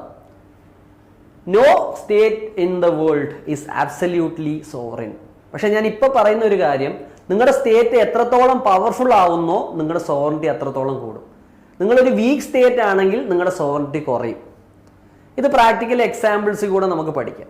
ഓക്കെ, ഇനി എന്തുകൊണ്ടാണ് ഒരു സ്റ്റേറ്റ് സോവറിൻ അല്ല എന്ന് ഞാൻ പറയുന്നത്, ഒരു സ്റ്റേറ്റും ഫുള്ളി സോവറിൻ അല്ല എന്ന് ഞാൻ പറയുന്നത്? There are limitations of sovereignty in practice. എന്തുകൊണ്ടാണ് ഒരു സ്റ്റേറ്റിനും പൂർണ്ണമായി സോവറിൻ അല്ല എന്ന് പറയുന്നത്? ഒരു reason, push and pulls by strong states. അതായത് നമ്മൾ എന്തെങ്കിലും ഡിസിഷൻ എടുക്കുമ്പോൾ വേറെ ചില രാജ്യങ്ങൾ ഇതിനകത്ത് ഇടപെടും, എന്നിട്ട് നമ്മളോട് ഈ ഡിസിഷൻ എടുക്കണ്ട എന്ന് പറയും. അവർ നമ്മളെ ഇൻഫ്ലുവൻസ് ചെയ്യാൻ നോക്കും. ചില സമയത്ത് നമ്മൾ വഴങ്ങി കൊടുക്കേണ്ടി വരും. ഈ പ്രാക്ടീസ് വളരെ എക്സാമ്പിൾ ആണ്. ഇതിൽ നൊട്ടോറിയസ് ആയിട്ടുള്ള ഒരു രാജ്യമാണ് US. ഇറാനും ഇന്ത്യയുമായിട്ട് വലിയ കുഴപ്പമൊന്നും ഇല്ലാതെ പൊക്കോണ്ടിരുന്ന സമയം നമ്മൾ ഇറാന്റെ കയ്യിൽ നിന്ന് എണ്ണ മേടിച്ചിരുന്നു. USA ഇറാൻ ശത്രുതയുണ്ട്. USA വന്ന് ഇന്ത്യയോടെ പറഞ്ഞു, ഇനി ഇറാന്റെ കയ്യിൽ നിന്ന് എണ്ണ മേടിക്കരുത്. ഇന്ത്യ അത് അനുസരിക്കേണ്ടി വന്നു. കാരണം അല്ലെങ്കിൽ ഇന്ത്യയുടെ എതിരെ USA സാങ്ഷൻസ് വരുത്താം. കാഡ്സ പോലുള്ള സാങ്ഷൻസ് ഉണ്ട്, countering Americas adversaries through sanctions act. അപ്പൊ ഇതിനെയൊക്കെ ഭയന്ന് ഇന്ത്യ എന്ത് ചെയ്തു? ഇറാന്റെ കയ്യിൽ നിന്ന് ഓയിൽ മേടിക്കാൻ നമ്മൾ ശ്രമിച്ചില്ല, നമ്മളത് കട്ട് ഡൗൺ ചെയ്തു. അപ്പൊ ഇന്ത്യക്ക് ശരിക്കും ഇറാന്റെ കയ്യിൽ നിന്ന് ഓയിൽ മേടിക്കുന്നത് നല്ലതായിരുന്നു, നമുക്കവിടെ ചബഹാർ പോർട്ട് എല്ലാം ഉണ്ട്. പക്ഷേ US-ന്റെ പ്രഷറിൽ നമ്മൾ ബെൻഡ് ഡൗൺ ചെയ്തു. അപ്പൊ ഇന്ത്യയുടെ സോവറിറ്റി ഡൈല്യൂട്ട് ആവുന്ന എക്സാമ്പിളാണ്. പക്ഷെ ചില കേസിൽ നമ്മൾ USA അനുസരിക്കണമെന്നില്ല. USA ഇന്ത്യയോടെ പറഞ്ഞു S-400 മേടിക്കണ്ട, റഷ്യയുടെ S-400 ഉണ്ട്, ഇപ്പം നമ്മുടെ യുദ്ധത്തിൽ ഏറ്റവും യൂസ്ഫുൾ ആയിട്ടുള്ള മിസൈൽ ഡിഫൻസ് സിസ്റ്റമാണ്. അപ്പൊ ഇന്ത്യ പറഞ്ഞു US പറഞ്ഞിട്ടൊന്നും നമുക്ക് കാര്യമില്ല, നമുക്കിത് ആവശ്യമാണ്. കാരണം നമ്മുടെ ചുറ്റും നല്ല സുഹൃത്തുക്കളാണല്ലോ, ഒരു സൈഡിൽ പാകിസ്ഥാൻ, ഒരു സൈഡിൽ ചൈന, പിന്നെ ഇപ്പൊ ബംഗ്ലാദേശ്. അപ്പൊ നമുക്ക് എന്തായാലും എന്ത് വേണം, നല്ലൊരു മിസൈൽ ഡിഫൻസ് സിസ്റ്റം വേണം, നമ്മളത് മേടിക്കുക തന്നെ ചെയ്യും. അമേരിക്ക പറഞ്ഞത് നമ്മൾ കേട്ടില്ല, വി പർച്ചേസ്ഡ് S-400. അപ്പൊ ഇവിടെ നമ്മൾ എന്ത് ചെയ്തു, നമ്മുടെ സോവറിനിറ്റി എക്സേർട്ട് ചെയ്തു. മറ്റേ കേസിലോ, ഇറാന്റെ കേസിലോ നമ്മുടെ സോവറിനിറ്റി ഡൈല്യൂട്ടായി. ഈ കേസിൽ സോവറിനിറ്റി അസേർട്ട് ചെയ്തു. അതുപോലെ തന്നെ റഷ്യയുടെ കയ്യിൽ നിന്ന് ഓയിൽ മേടിക്കരുതെന്ന് ഈ യൂറോപ്യൻ രാജ്യങ്ങളൊക്കെ പറഞ്ഞു യുക്രൈൻ യുദ്ധത്തിന്റെ സമയത്ത്. ഇന്ത്യ പറഞ്ഞു നമ്മൾ ഓയിൽ മേടിക്കും. ഓക്കെ, അത് ഫോറിൻ പോളിസി വൈസ് കറക്റ്റ് ആണോ തെറ്റാണോ, അത് ഇന്ത്യ എങ്ങനെ എഫക്ട് ചെയ്യുന്നു എന്നുള്ളത് വേറൊരു ഡിസ്കഷനാണ്. പക്ഷെ അതും ഇന്ത്യയുടെ സോവറിനിറ്റി എക്സേർട്ട് ചെയ്യുന്നതിന്റെ എക്സാമ്പിൾ ആണ്. We went four strategic autonomy. ഈ സ്ട്രാറ്റജിക് ഓട്ടോണമി ഒന്നും ഇവിടെ ഞാൻ പഠിപ്പിക്കില്ല, കാരണം അത് IR-ന്റെ ഡൊമൈനിൽ വരുന്നതാണ്. അപ്പൊ നിങ്ങൾക്ക് മനസ്സിലായല്ലോ ഒരു രാജ്യം മറ്റു രാജ്യത്തെ എങ്ങനെ കൺട്രോൾ ചെയ്യുമെന്ന്. ഡൊണാൾഡ് ട്രംപ് ചെയ്യുന്നത് നിങ്ങൾ കണ്ടാൽ മതി. അദ്ദേഹം ട്രേഡ് സാങ്ഷൻസ് ഇടുകയാണ്. അദ്ദേഹം പറഞ്ഞത് കേട്ടിട്ടില്ലെങ്കിൽ എല്ലാ രാജ്യങ്ങളുടെയും മേളിൽ ട്രേഡ് സാങ്ഷൻസ്. അങ്ങനെ ബാക്കി രാജ്യങ്ങളെയൊക്കെ ഇൻഫ്ലുവൻസ് ചെയ്യാൻ ഡൊണാൾഡ് ട്രംപ് ശ്രമിക്കുകയാണ്. ഇന്ത്യയുടെ മേളിലും കുറെ ഈ പറയുന്ന സാങ്ഷൻസ് ചുമത്തിയിട്ടുണ്ട്. സോ ഒരു രാജ്യവും സോവറിൻ അല്ലാത്ത ഒരു കാരണം എന്താ, push and pulls by strong states. ഇനിയും ഇന്റർനാഷണൽ ലോയും ഓർഗനൈസേഷൻസും ചില സമയത്ത് വിലങ്ങുതടി ആവാറുണ്ട്. അതായത് ഇന്ത്യ കർഷകർക്ക് സബ്സിഡി കൊടുക്കും പല കാര്യത്തിനും. പക്ഷെ പല രാജ്യങ്ങളും ഇതിനെതിരെ എവിടെ കേസിന് പോകും, WTO-യിൽ കേസിന് പോകും, വേൾഡ് ട്രേഡ് ഓർഗനൈസേഷനിൽ കേസ് പോകും. കേസ് പോയിട്ട് ചിലപ്പോൾ WTO ഇന്ത്യക്കെതിരെ വിധിക്കും. അപ്പം നമ്മൾ ചിലപ്പോൾ എന്ത് ചെയ്യും, WTO പറയുന്ന അനുസരിക്കേണ്ടി വരും. ഈ ഷുഗറിന്റെ കേസിൽ ഒക്കെ നമ്മളും ബ്രസീലുമായിട്ടൊക്കെ കേസുകളുണ്ട്, US-ഉമായിട്ട് പല രീതിയിൽ നമുക്ക് കേസുകളുണ്ട്. ചില സമയത്ത് WTO നമ്മുടെ എതിരെ വിധിക്കാറുണ്ട്. ആ സമയത്ത് നമ്മൾ അത് പാലിക്കേണ്ടി വരും. നമുക്ക് നമ്മുടെ ഇൻട്രസ്റ്റിൽ അല്ലെങ്കിൽ നമ്മൾ ചിലപ്പോൾ അനുസരിക്കേണ്ടി വരും. ചില രാജ്യങ്ങൾ ഇന്റർനാഷണൽ ഓർഗനൈസേഷൻസ് പറയുന്നത് അനുസരിക്കാറില്ല. ഇപ്പൊ UN എത്ര തവണ പല പ്രപ്പോസൽസും കൊണ്ടുവന്നു, ഇസ്രായേൽ ഗാസയിൽ കയറണ്ടെന്ന് പറഞ്ഞു. പക്ഷേ ഇസ്രായേൽ അനുസരിച്ചില്ല, ബിക്കോസ് ഇറ്റ് ഇസ് പവർഫുൾ. ചെറിയ രാജ്യമാണെങ്കിലും അതിന് സിഗ്നിഫിക്കൻ്റ് ആയ കൺട്രോൾ ഉണ്ട് പല ഡൊമൈൻസിൽ, അതുകൊണ്ട് അത് അനുസരിക്കുന്നില്ല. USA-യോട് ഇറാഖ് കയറരുതെന്ന് പലരും പറഞ്ഞിരുന്നു, പക്ഷേ USA കയറി, കാരണം it is powerful. Permanent court of arbitration ചൈനയോടെ പറഞ്ഞു, എന്ത്, സൗത്ത് ചൈന സീ നിങ്ങളുടെ ഒന്നുമല്ല, ബാക്കി രാജ്യങ്ങളുടെ എക്സ്ക്ലൂസീവ് ഇക്കണോമിക് സോണിൽ നിങ്ങൾ പ്രവേശിക്കരുത്. പക്ഷെ ചൈന കേട്ടോ, ഇല്ല, ചൈന അതിനെ നിരാകരിച്ചു. അപ്പൊ പവർഫുൾ രാജ്യമാണോ, നിങ്ങൾ ചിലപ്പോൾ ആരും പറയുന്ന കേൾക്കില്ല, you will assert your sovereignty. അപ്പൊ ഞാൻ പറഞ്ഞു, നിങ്ങളുടെ രാജ്യം കൂടുതൽ ശക്തി പ്രാപിക്കും തോറും നിങ്ങൾ കൂടുതൽ സോവറിൻ ആയിക്കൊണ്ടിരിക്കും, അല്ലേ? ഓക്കെ, ഇനി ഇക്കണോമിക് ഇന്റർഡിപെൻഡൻസ്, ഇത് വലിയൊരു കാര്യമാണ്. ഇപ്പം നമ്മൾ ജീവിക്കുന്നത് ഒരു ഗ്ലോബലൈസ്ഡ് വേൾഡിലാണ്. അപ്പൊ എല്ലാ രാജ്യങ്ങൾക്കും വേറെ ചില രാജ്യങ്ങളുടെ ആവശ്യം വരും. നമ്മുടെ കയ്യിൽ എല്ലാം ഇല്ല. We are not self sufficient. ഇപ്പൊ ചൈനയായിട്ടുള്ള എല്ലാ ട്രേഡും അങ്ങ് നിർത്തണമെന്ന് നമ്മളൊരു ഡിസിഷൻ എടുക്കുകയാണ്. നമുക്കത് പറ്റില്ല, ഇറ്റ് ഇസ് ഡിഫിക്കൾട്ട്. കാരണം ഇന്ത്യയാണ് ലോകത്തെ ഒരു main manufacturer of generic drugs. Branded ഡ്രഗ്സിന്റെ തന്നെ സിമിലർ ചീപ്പ് വെർഷൻ ഇന്ത്യ ഉണ്ടാക്കാറുണ്ട്. അത് ഇന്ത്യ പലയിടത്തും സെല്ല് ചെയ്യാറുണ്ട് വില കുറവിൽ. പക്ഷേ ആ ഡ്രഗ്സ് ഉണ്ടാക്കണമെങ്കിൽ നമുക്ക് എന്ത് വേണം, ആക്റ്റീവ് ഫാർമസ്യൂട്ടിക്കൽ ഇൻഗ്രീഡിയൻസ് വേണം. ഇതൊരു ടൈപ്പ് സോൾട്ട്സ് ആണ്, കെമിസ്ട്രിയിലേക്ക് ഞാൻ പോകുന്നില്ല. അപ്പം നമുക്ക് മെഡിസിൻ ഉണ്ടാക്കണമെങ്കിൽ API വേണം. API ആരുടെ കയ്യിലാണ് ഇരിക്കുന്നത്, ചൈനയുടെ കയ്യിലാണ്. അപ്പൊ ചൈന ഇത് തന്നില്ലെങ്കിൽ നമുക്ക് മരുന്നുണ്ടാക്കാൻ പറ്റില്ല. ഇനി നമുക്ക് സോളാർ സിസ്റ്റത്തിലേക്ക് പോകണം, സോളാർ സിസ്റ്റം അല്ല, സോളാർ എനർജിയിലേക്ക് പോകണം. അതിന് നമുക്ക് ഈ പറയുന്ന സിലിക്കോൺ വേഫേഴ്സും പല കാര്യങ്ങളും വേണം. ഇതെല്ലാം പലപ്പോഴും പ്രൊവൈഡ് ചെയ്യുന്നതും ചൈനയാണ്. ക്ലിയർ? അതുപോലെ തന്നെ വേറെ ഒരു പ്രോമിനന്റ് എക്സാമ്പിൾ ഉണ്ട്. ചൈനയാണ് ലോകത്തിന്റെ significant part of rare earth control ചെയ്യുന്നത്. റെയർ എർത്ത് ഉണ്ടെങ്കിലേ പലപ്പോഴും ചില ഈ പറയുന്ന എയർക്രാഫ്റ്റ്സിന്റെ പാർട്സ്, ഫൈറ്റർ ജെറ്റ്സിന്റെ പാർട്ടുകൾ, ടെലികമ്മ്യൂണിക്കേഷന്റെ പല കാര്യങ്ങൾ, ഇതിനെല്ലാം റെയർ എർത്ത് വേണം. കാർ മാനുഫാക്ചറിങ്ങിന് റെയർ എർത്ത് മാഗ്നറ്റ്സ് വേണം. ഇതെല്ലാം ചൈനയാണ് പ്രൊവൈഡ് ചെയ്യുന്നത്. ചൈന ഇത് തന്നില്ലെങ്കിൽ നമുക്ക് കാർ ഉണ്ടാക്കാൻ പറ്റില്ല. ഈവൻ US-ന് പോലും അത് ബുദ്ധിമുട്ടാവുന്നു. അപ്പോൾ ഒരിക്കലും എക്കണോമിക് ഇന്റർഡിപെൻഡൻസ് ഉള്ള ഗ്ലോബലൈസ്ഡ് വേൾഡിൽ നമുക്ക് പെട്ടെന്നൊരു സോവറിൻ ഡിസിഷൻ എടുക്കാൻ പറ്റില്ല. അങ്ങനെ എടുത്താൽ അത് നമ്മളെ തന്നെ ബാധിക്കും. അപ്പൊ അതിന്റെ പ്രഷറിൽ ചിലപ്പോൾ നമുക്ക് വിട്ടുവീഴ്ചകൾ ചെയ്യേണ്ടി വരും. ഇപ്പൊ ട്രംപ് വിട്ടുവീഴ്ച ചെയ്യുന്നതിന്റെ എക്സാമ്പിൾ നിങ്ങൾക്ക് കാണാം. ഓക്കെ, ഇനി human rights regime and NGO. ഇതെന്ന് പറഞ്ഞാൽ ഇപ്പം നമ്മളൊരു ഡെവലപ്മെന്റ് പ്രോജക്റ്റ് കൊണ്ടുവരാൻ ശ്രമിക്കുകയാണ്. ഓക്കെ, ഉടനെ ഏതെങ്കിലും ഒരു NGO വന്ന് പറയും ഇത് പരിസ്ഥിതിയുടെ എതിരെയാണ്. ആംനസ്റ്റി ഇന്റർനാഷണൽ ഉണ്ട്, പെറ്റി ഉണ്ട്, അങ്ങനെ പല ഓർഗനൈസേഷൻസ് ഉണ്ട്. ഇവർ വന്ന് പ്രശ്നം ഉണ്ടാക്കും. പലപ്പോഴും ഗവൺമെന്റുകൾ ഇവർ പറയുന്നത് കേട്ട് അനുസരിക്കേണ്ടി വരും, അല്ലെങ്കിൽ അവരുടെ പ്രഷറിന് മുമ്പിൽ വഴങ്ങേണ്ടി വരും. കാരണം ഇവരിതിനെ ഇന്റർനാഷണലൈസ് ചെയ്ത് കളയുകയാണ്. ഓക്കെ, ഈ ചില ഹ്യൂമൻ റൈറ്റ്സ് ഓർഗനൈസേഷൻസ് അവരുടെ കൺസേൺസ് റൈറ്റ് ആണ്, അവർ പ്രൊട്ടസ്റ്റ് ചെയ്യുന്നത് കറക്റ്റ് കാര്യത്തിനാണ്. പക്ഷെ ചില ഹ്യൂമൻ റൈറ്റ് ഓർഗനൈസേഷൻസ് ഇവർ എക്സ്റ്റേണലി ഫണ്ടഡ് ആവാം, കാരണം ഇന്ത്യയുടെ ഡെവലപ്മെന്റിനെ ഹിൻഡർ ചെയ്യാൻ ശ്രമിക്കുന്നവരാവാം. രണ്ട് ടൈപ്പ് ഉള്ളത് ഉണ്ടെന്നുള്ളത് നിങ്ങൾ അറിഞ്ഞിരിക്കുക. ഇതിന്റെ ഡിബേറ്റ്സ് നമുക്ക് പിന്നെ ചെയ്യും. പക്ഷേ ഹ്യൂമൻ റൈറ്റ്സ് ഓർഗനൈസേഷൻസിനും NGOസിനും ഒരു രാജ്യത്തിനെ പ്രഷറൈസ് ചെയ്ത് അവരുടെ തീരുമാനങ്ങളിൽ നിന്ന് പുറമോട്ട് കൊണ്ടുപോകാനുള്ള കഴിവുണ്ട്. ഓക്കെ, ഇന്ത്യയുടെ ഇപ്പോഴത്തെ ഒരു സ്റ്റാൻസ് അനുസരിച്ച് NGOസിനോട് നമ്മൾ വഴങ്ങി കൊടുക്കാറില്ല, നമ്മൾ അവരെ കൂടുതൽ റെസ്ട്രിക്ട് ചെയ്യാണ്. അത് ശരിയാണോ തെറ്റാണോ എന്നുള്ളതും വേറൊരു ഡിസ്കഷനാണ്. ഇവിടെ ഞാൻ എക്സാമ്പിൾസ് മാത്രമേ പറയുന്നുള്ളൂ. നമ്മൾ FCRA പോലുള്ള നിയമങ്ങൾ ശക്തമാക്കുകയാണ്, NGOസിനെ കൂടുതൽ റെഗുലേറ്റ് ചെയ്യാണ്. ഇത് ശരിയാണോ തെറ്റാണോ എന്നുള്ളത് it is another debate. Okay, ഇനി ടെക്നോളജിക്കൽ ചാലഞ്ചസ് വരുന്നുണ്ട്. ഒറ്റയ്ക്ക് നമുക്ക് ചില കാര്യങ്ങൾ ചെയ്യാൻ പറ്റില്ല. ക്ലിയർ? ഒരു എക്സാമ്പിൾ ഞാൻ പറഞ്ഞു കഴിഞ്ഞാൽ, ഈ ടെക്നോളജിക്കൽ ചാലഞ്ച് ആണെങ്കിലും എൻവയോൺമെന്റൽ ആണെങ്കിലും ഇത് ഒരിക്കലും ഒറ്റയ്ക്ക് ഒരു രാജ്യത്തിന് കൈകാര്യം ചെയ്യാൻ പറ്റുന്ന കാര്യങ്ങളല്ല. അതായത് ഇപ്പോൾ ഒരു ഹാക്കിങ് നടക്കുകയാണ്, നമ്മുടെ ഇൻഫർമേഷൻ സിസ്റ്റംസ് ഹാക്കായി. ഹാക്കർ ചിലപ്പോൾ റഷ്യയിലായിരിക്കും ഇരിക്കുന്നത്, അല്ലെങ്കിൽ നോർത്ത് കൊറിയയിലായിരിക്കും, ചൈനയിലായിരിക്കും, അല്ലെങ്കിൽ യൂറോപ്പിൽ എവിടെയെങ്കിലും ആയിരിക്കും ഇരിക്കുന്നത്. നമുക്ക് ഇൻഡിപെൻഡൻ്റ്ലി ഈ ഹാക്കറിനെ ട്രേസ് ചെയ്യാൻ പറ്റും, അല്ലെങ്കിൽ ഫിനാൻഷ്യൽ സൈബർ ക്രൈമിനെ നമുക്ക് ഡിറ്റക്ട് ചെയ്യാൻ പറ്റുമോ, ആളെ അറസ്റ്റ് ചെയ്യാൻ പറ്റുമോ? ഒറ്റയ്ക്ക് പറ്റില്ല. We need global coordination and support. അപ്പം ഇങ്ങനെ ഉള്ള ചില കേസുകളുണ്ട്. അപ്പോൾ ഒരു രാജ്യത്തിന് ഇൻഡിവിജ്വൽ സോവറിറ്റി ഉപയോഗിക്കാൻ പറ്റില്ല. It needs the help of other states. ഇനി എൻവയോൺമെന്റൽ ഇഷ്യൂസ് വരുമ്പോഴും climate change does not have boundaries. Climate change general ആയിട്ട് നടക്കുന്ന പ്രതിഭാസമാണ്, ഗ്ലോബൽ വാർമിംഗ് നടക്കുന്നു. ഇത് ഇന്ത്യയെ മാത്രമല്ല ചൈനയെ എഫക്ട് ചെയ്യും. നമ്മൾ എമിറ്റ് ചെയ്താൽ അത് ചൈനയെ എഫക്ട് ചെയ്യും. ചൈന എമിഷൻ നടത്തി കഴിഞ്ഞാൽ അത് അമേരിക്കയെ എഫക്ട് ചെയ്യും. അങ്ങനെയൊക്കെയാണ്. അപ്പൊ ഇതിനെ അഡ്രസ് ചെയ്യണമെങ്കിലും ലോക രാജ്യങ്ങളെല്ലാം കൂടെ ഒരുമിച്ച് വന്നാലേ പറ്റൂ. സൈബർ സെക്യൂരിറ്റി ഈ ഡൊമൈനിൽ ലോക രാജ്യങ്ങളെല്ലാം കൂടെ ഒരുമിച്ച് വന്നാലേ പറ്റൂ. ഇല്ലെങ്കിൽ ഇതിന് സൊല്യൂഷൻ കണ്ടെത്താൻ പറ്റില്ല. ഇതിനെ നമ്മൾ വിളിക്കുന്ന ഒരു പേരുണ്ട്, പൂൾഡ് സോവറിനിറ്റി. വേറൊരു തരത്തിലുള്ള സോവറിനിറ്റി ആയിട്ട് നിങ്ങൾക്ക് ഇതിനെ പഠിക്കാം. It is pooled sovereignty. അതായത് പല രാജ്യങ്ങളും അവരുടെ സോവറിനിറ്റി പൂൾ ചെയ്യുന്നു, ഒരുമിച്ച് ഉപയോഗിക്കുന്നു അവരുടെ ശക്തി, എന്നിട്ട് ഈ പ്രശ്നങ്ങളെ പരിഹരിക്കുന്നു. ഇതിനെയാണ് പൂൾഡ് സോവറിനിറ്റി എന്ന് പറയുന്നത്. അതായത് ഒരു രാജ്യത്തിന്റെ പരമാധികാരം കൊണ്ട് ഈ പ്രശ്നം തടയാൻ പറ്റില്ല. അതുകൊണ്ട് പല രാജ്യങ്ങളും അവരുടെ സോവറിനിറ്റി അധികാരങ്ങൾ പൂൾ ചെയ്ത്, പവേഴ്സ് പൂൾ ചെയ്തിട്ട് പ്രശ്നങ്ങളെ പരിഹരിക്കുന്നു. അത് ടെക്നോളജിക്കൽ ആയിട്ടുള്ള ചലഞ്ചസ് ആയിക്കോട്ടെ, എൻവയോൺമെന്റൽ ഇഷ്യൂസ് ആയിക്കോട്ടെ, ഇതിനെയാണ് നമ്മൾ പൂൾഡ് സോവറിനിറ്റി എന്ന് പറയുന്നത്. അപ്പൊ എത്ര തരത്തിലുള്ള സോവറിനിറ്റി തന്നെ നിങ്ങൾ ഇന്ന് പഠിച്ചു.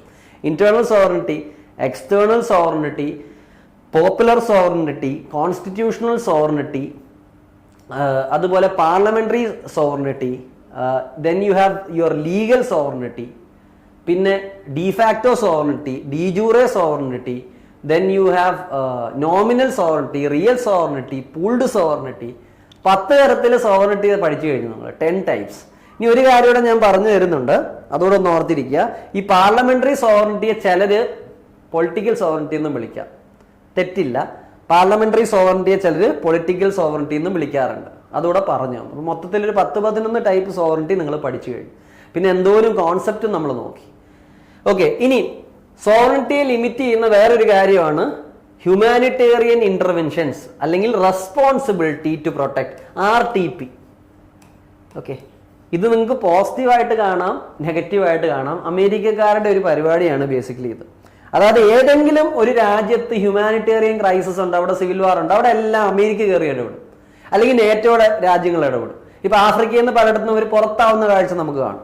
ഈ ഇടപെടലുകൾ ശരിയാണോ തെറ്റാണോ എന്നുള്ളത് വേറെ ഡിബേറ്റ് ആണ്, IR പഠിക്കേണ്ടതാണ്. Okay, right to protect, America ഇടപെടും. അമേരിക്കയാണ് ലോക പോലീസ്. അപ്പൊ എവിടെയെങ്കിലും ഹ്യൂമാനിറ്റേറിയൻ പ്രശ്നമുണ്ടോ അമേരിക്ക ഇടപെടും. പക്ഷെ അമേരിക്ക ഇടപെടണമെന്ന് ആവശ്യമുള്ളിടത്തേ ഇടപെടുള്ളൂ. ചിലപ്പോൾ അവിടെ എണ്ണ കാണും, അല്ലെങ്കിൽ എന്തെങ്കിലും റിസോഴ്സ് കാണും. That is another story. നമ്മൾ ഇവിടെ അത് ഡിസ്കസ് ചെയ്യുന്നില്ല. അപ്പൊ ഇതും ഒരു രാജ്യത്തിന്റെ സോവറിറ്റിയെ ബാധിക്കുന്ന. നമ്മുടെ രാജ്യത്തൊരു പ്രശ്നം നടക്കുന്നു, ഉടനെ അമേരിക്കയെ പോലെ ഒരു രാജ്യം കയറി ഇടപെടുന്നു, റഷ്യ ഇടപെടുന്നു. രാജ്യത്തിനൊരു പവറും ഇല്ല. Okay, Syria was A battle ground. അവിടെ റഷ്യ ഉണ്ട്, അമേരിക്ക ഉണ്ട്, ഇസ്രായേലും ഉണ്ട്, ഇറാനും ഉണ്ട്, എല്ലാവരും ഉണ്ട്. പിന്നെ കുറേ റിബൽ ഗ്രൂപ്പ്സും ഉണ്ട്. ഓക്കെ, അപ്പോൾ റൈറ്റ് ടു പ്രൊട്ടക്ട് എന്ന് പറഞ്ഞ് പവർഫുൾ ആയ ചില രാജ്യങ്ങൾ വേറെ രാജ്യത്തിൽ കയറാറുണ്ട്. ഇതും സോവറിറ്റിയുടെ മുകളിലുള്ള ഒരു ലിമിറ്റേഷനാണ്. ഓക്കെ, അപ്പോൾ നമ്മൾ ക്ലാസ് പയ്യെ വൈൻഡ് ചെയ്യാണ്. ഇനി what we have learn today. ഇന്ന് പല കാര്യങ്ങളും നമ്മൾ പഠിച്ചു. ആദ്യം നമ്മൾ പോളിറ്റി എന്താന്ന് പറഞ്ഞു, പൊളിറ്റിക്കൽ സിസ്റ്റമാണ്. We are studying the political system of a state. പിന്നെ സ്റ്റേറ്റിന്റെ ഒറിജിൻ നമ്മൾ പഠിച്ചു, സ്റ്റേറ്റിന് മുമ്പുള്ള അവസ്ഥ, സൊസൈറ്റിയുടെ അവസ്ഥ, സ്റ്റേറ്റ് ഓഫ് നേച്ചർ നമ്മൾ നോക്കി. അതുപോലെ തന്നെ മത്സ്യന്യായത്തെ പറ്റി പഠിച്ചു. അത് കഴിഞ്ഞ് സ്റ്റേറ്റ് എങ്ങനെ നിലവിൽ വന്നു, സോഷ്യൽ കോൺട്രാക്ട് തിയറി നോക്കി. പവറും അതോറിറ്റിയുടെ വ്യത്യാസം, ability to do something and legitimate authority to do something, വ്യത്യാസം പഠിച്ചു. സ്റ്റേറ്റിന്റെ എലിമെന്റ് 4 ഏതൊക്കെയാണ്? Permanent population, territory, efficient government അല്ലെങ്കിൽ എഫക്റ്റീവ് ഗവൺമെന്റ്. പിന്നെ 4ാമത്തത് സോവറിറ്റി തന്നെ പല ടൈപ്പ് പഠിച്ചു. ഓക്കെ, അപ്പൊ നമ്മൾ സിറ്റിസണും നോൺ സിറ്റിസണും തമ്മിലുള്ള വ്യത്യാസം പോപ്പുലേഷനിൽ പഠിച്ചു. സിറ്റിസൺസിനെ നമുക്ക് എങ്ങനെ ഡിവൈഡ് ചെയ്യാം, നോൺ സിറ്റിസൺസിനെ എങ്ങനെ ഡിവൈഡ് ചെയ്യാം, ഏലിയൻസ് എന്താണ്, ഫ്രണ്ട്ലി ഏലിയൻസ് എന്താണ്, എനിമി ഏലിയൻസ് എന്താണ്, എല്ലാം പഠിച്ചു. ഒരു സബ്ജക്റ്റും സ്റ്റേറ്റും തമ്മിലുള്ള വ്യത്യാസം, സബ്ജക്റ്റും സ്റ്റേറ്റും അല്ല, സബ്ജക്റ്റും സിറ്റിസണും തമ്മിലുള്ള വ്യത്യാസം എന്താണ് അത് നോക്കി. പിന്നെ ഗവൺമെന്റ് എന്താണെന്ന് പഠിച്ചു. ഗവൺമെന്റും സ്റ്റേറ്റും തമ്മിലുള്ള വ്യത്യാസം നമ്മൾ പഠിച്ചു. ആർക്കാണ് പരമാധികാരം? സ്റ്റേറ്റിനാണ്. അത് ഉപയോഗിക്കുക മാത്രമാണ് ആര് ചെയ്യുന്നത്? ഗവൺമെന്റ് ചെയ്യുന്നത്. പിന്നെ സോവറിറ്റി, അതിന്റെ ടൈപ്സും ഏകദേശം 11 ടൈപ്പോളം നമ്മൾ നോക്കി. പിന്നെ ലിമിറ്റേഷൻസ് ഓഫ് ദ സോവറിറ്റി, അതും നമ്മൾ നോക്കി. We have had a comprehensive class. നിങ്ങൾക്ക് വളരെ യൂസ്ഫുൾ ആയിരിക്കും ഈ ഒരു session. I am pretty much sure of it. ഇനി ഞാൻ നിങ്ങളോട് ചോദ്യം ചോദിക്കട്ടെ. ഞാൻ പറഞ്ഞു സ്റ്റേറ്റ് ആണ് സോവറിൻ, ഗവൺമെന്റ് അല്ല. പക്ഷെ നിങ്ങൾ കേട്ടിട്ടുണ്ടാവും ഇന്ത്യൻ ഗവൺമെന്റ് ഒരു എഗ്രിമെന്റിലൂടെ ബംഗ്ലാദേശിന് കുറച്ച് സ്ഥലം വിട്ടുകൊടുത്തു, അല്ലെങ്കിൽ ശ്രീലങ്കയ്ക്ക് നമ്മൾ കച്ചത്തീവ് ഐലൻഡ് വിട്ടുകൊടുത്തു. അപ്പൊ സ്റ്റേറ്റിന്റെ ഭാഗമല്ലേ territory? State is the ultimate sovereign. അപ്പൊ ഇങ്ങനെ ഒരു ഗവൺമെന്റ്, നെഹ്റു ഗവൺമെന്റിനോ ഏതെങ്കിലും ഒരു ഗവൺമെന്റിനോ വന്ന് സ്റ്റേറ്റിന്റെ ടെറിട്ടറി എടുത്ത് വേറെ ഒരു രാജ്യത്തിന് കൊടുക്കാൻ പറ്റുമോ? Can a government give out state's territory to another state? ഒരു ഗവൺമെന്റിന് സ്റ്റേറ്റിന്റെ പ്രപ്പോർഷൻസിനെ ചേഞ്ച് ചെയ്യാൻ പറ്റുമോ? This is a question. ഇപ്പൊ നമ്മൾ അടുത്ത ക്ലാസ്സിൽ ഇതൊക്കെ പഠിക്കും കേട്ടോ. ഒരു ഗവൺമെന്റ് എപ്പോഴും സ്റ്റേറ്റിന്റെ താഴെ വരുന്നതാണ്. അപ്പൊ സ്റ്റേറ്റിന്റെ ഒരു പാർട്ടാണ് ടെറിട്ടറി. അതിനെ ഒരു ഗവൺമെന്റിനെ എടുത്ത് വേറൊരു രാജ്യത്തിന് കൊടുക്കാൻ പറ്റും. So will study all this in the next class. അതുപോലെ നേഷൻ എന്ന് പറഞ്ഞ കോൺസെപ്റ്റ് ഉണ്ട്. സ്റ്റേറ്റും ഗവൺമെന്റും നമ്മൾ പഠിച്ചു, നേഷനും സ്റ്റേറ്റും ഒന്നാണ്. അപ്പൊ ഇതെല്ലാം നമ്മൾ അടുത്ത ക്ലാസ്സിൽ പഠിക്കും. Hope this session was useful. Thank you, students.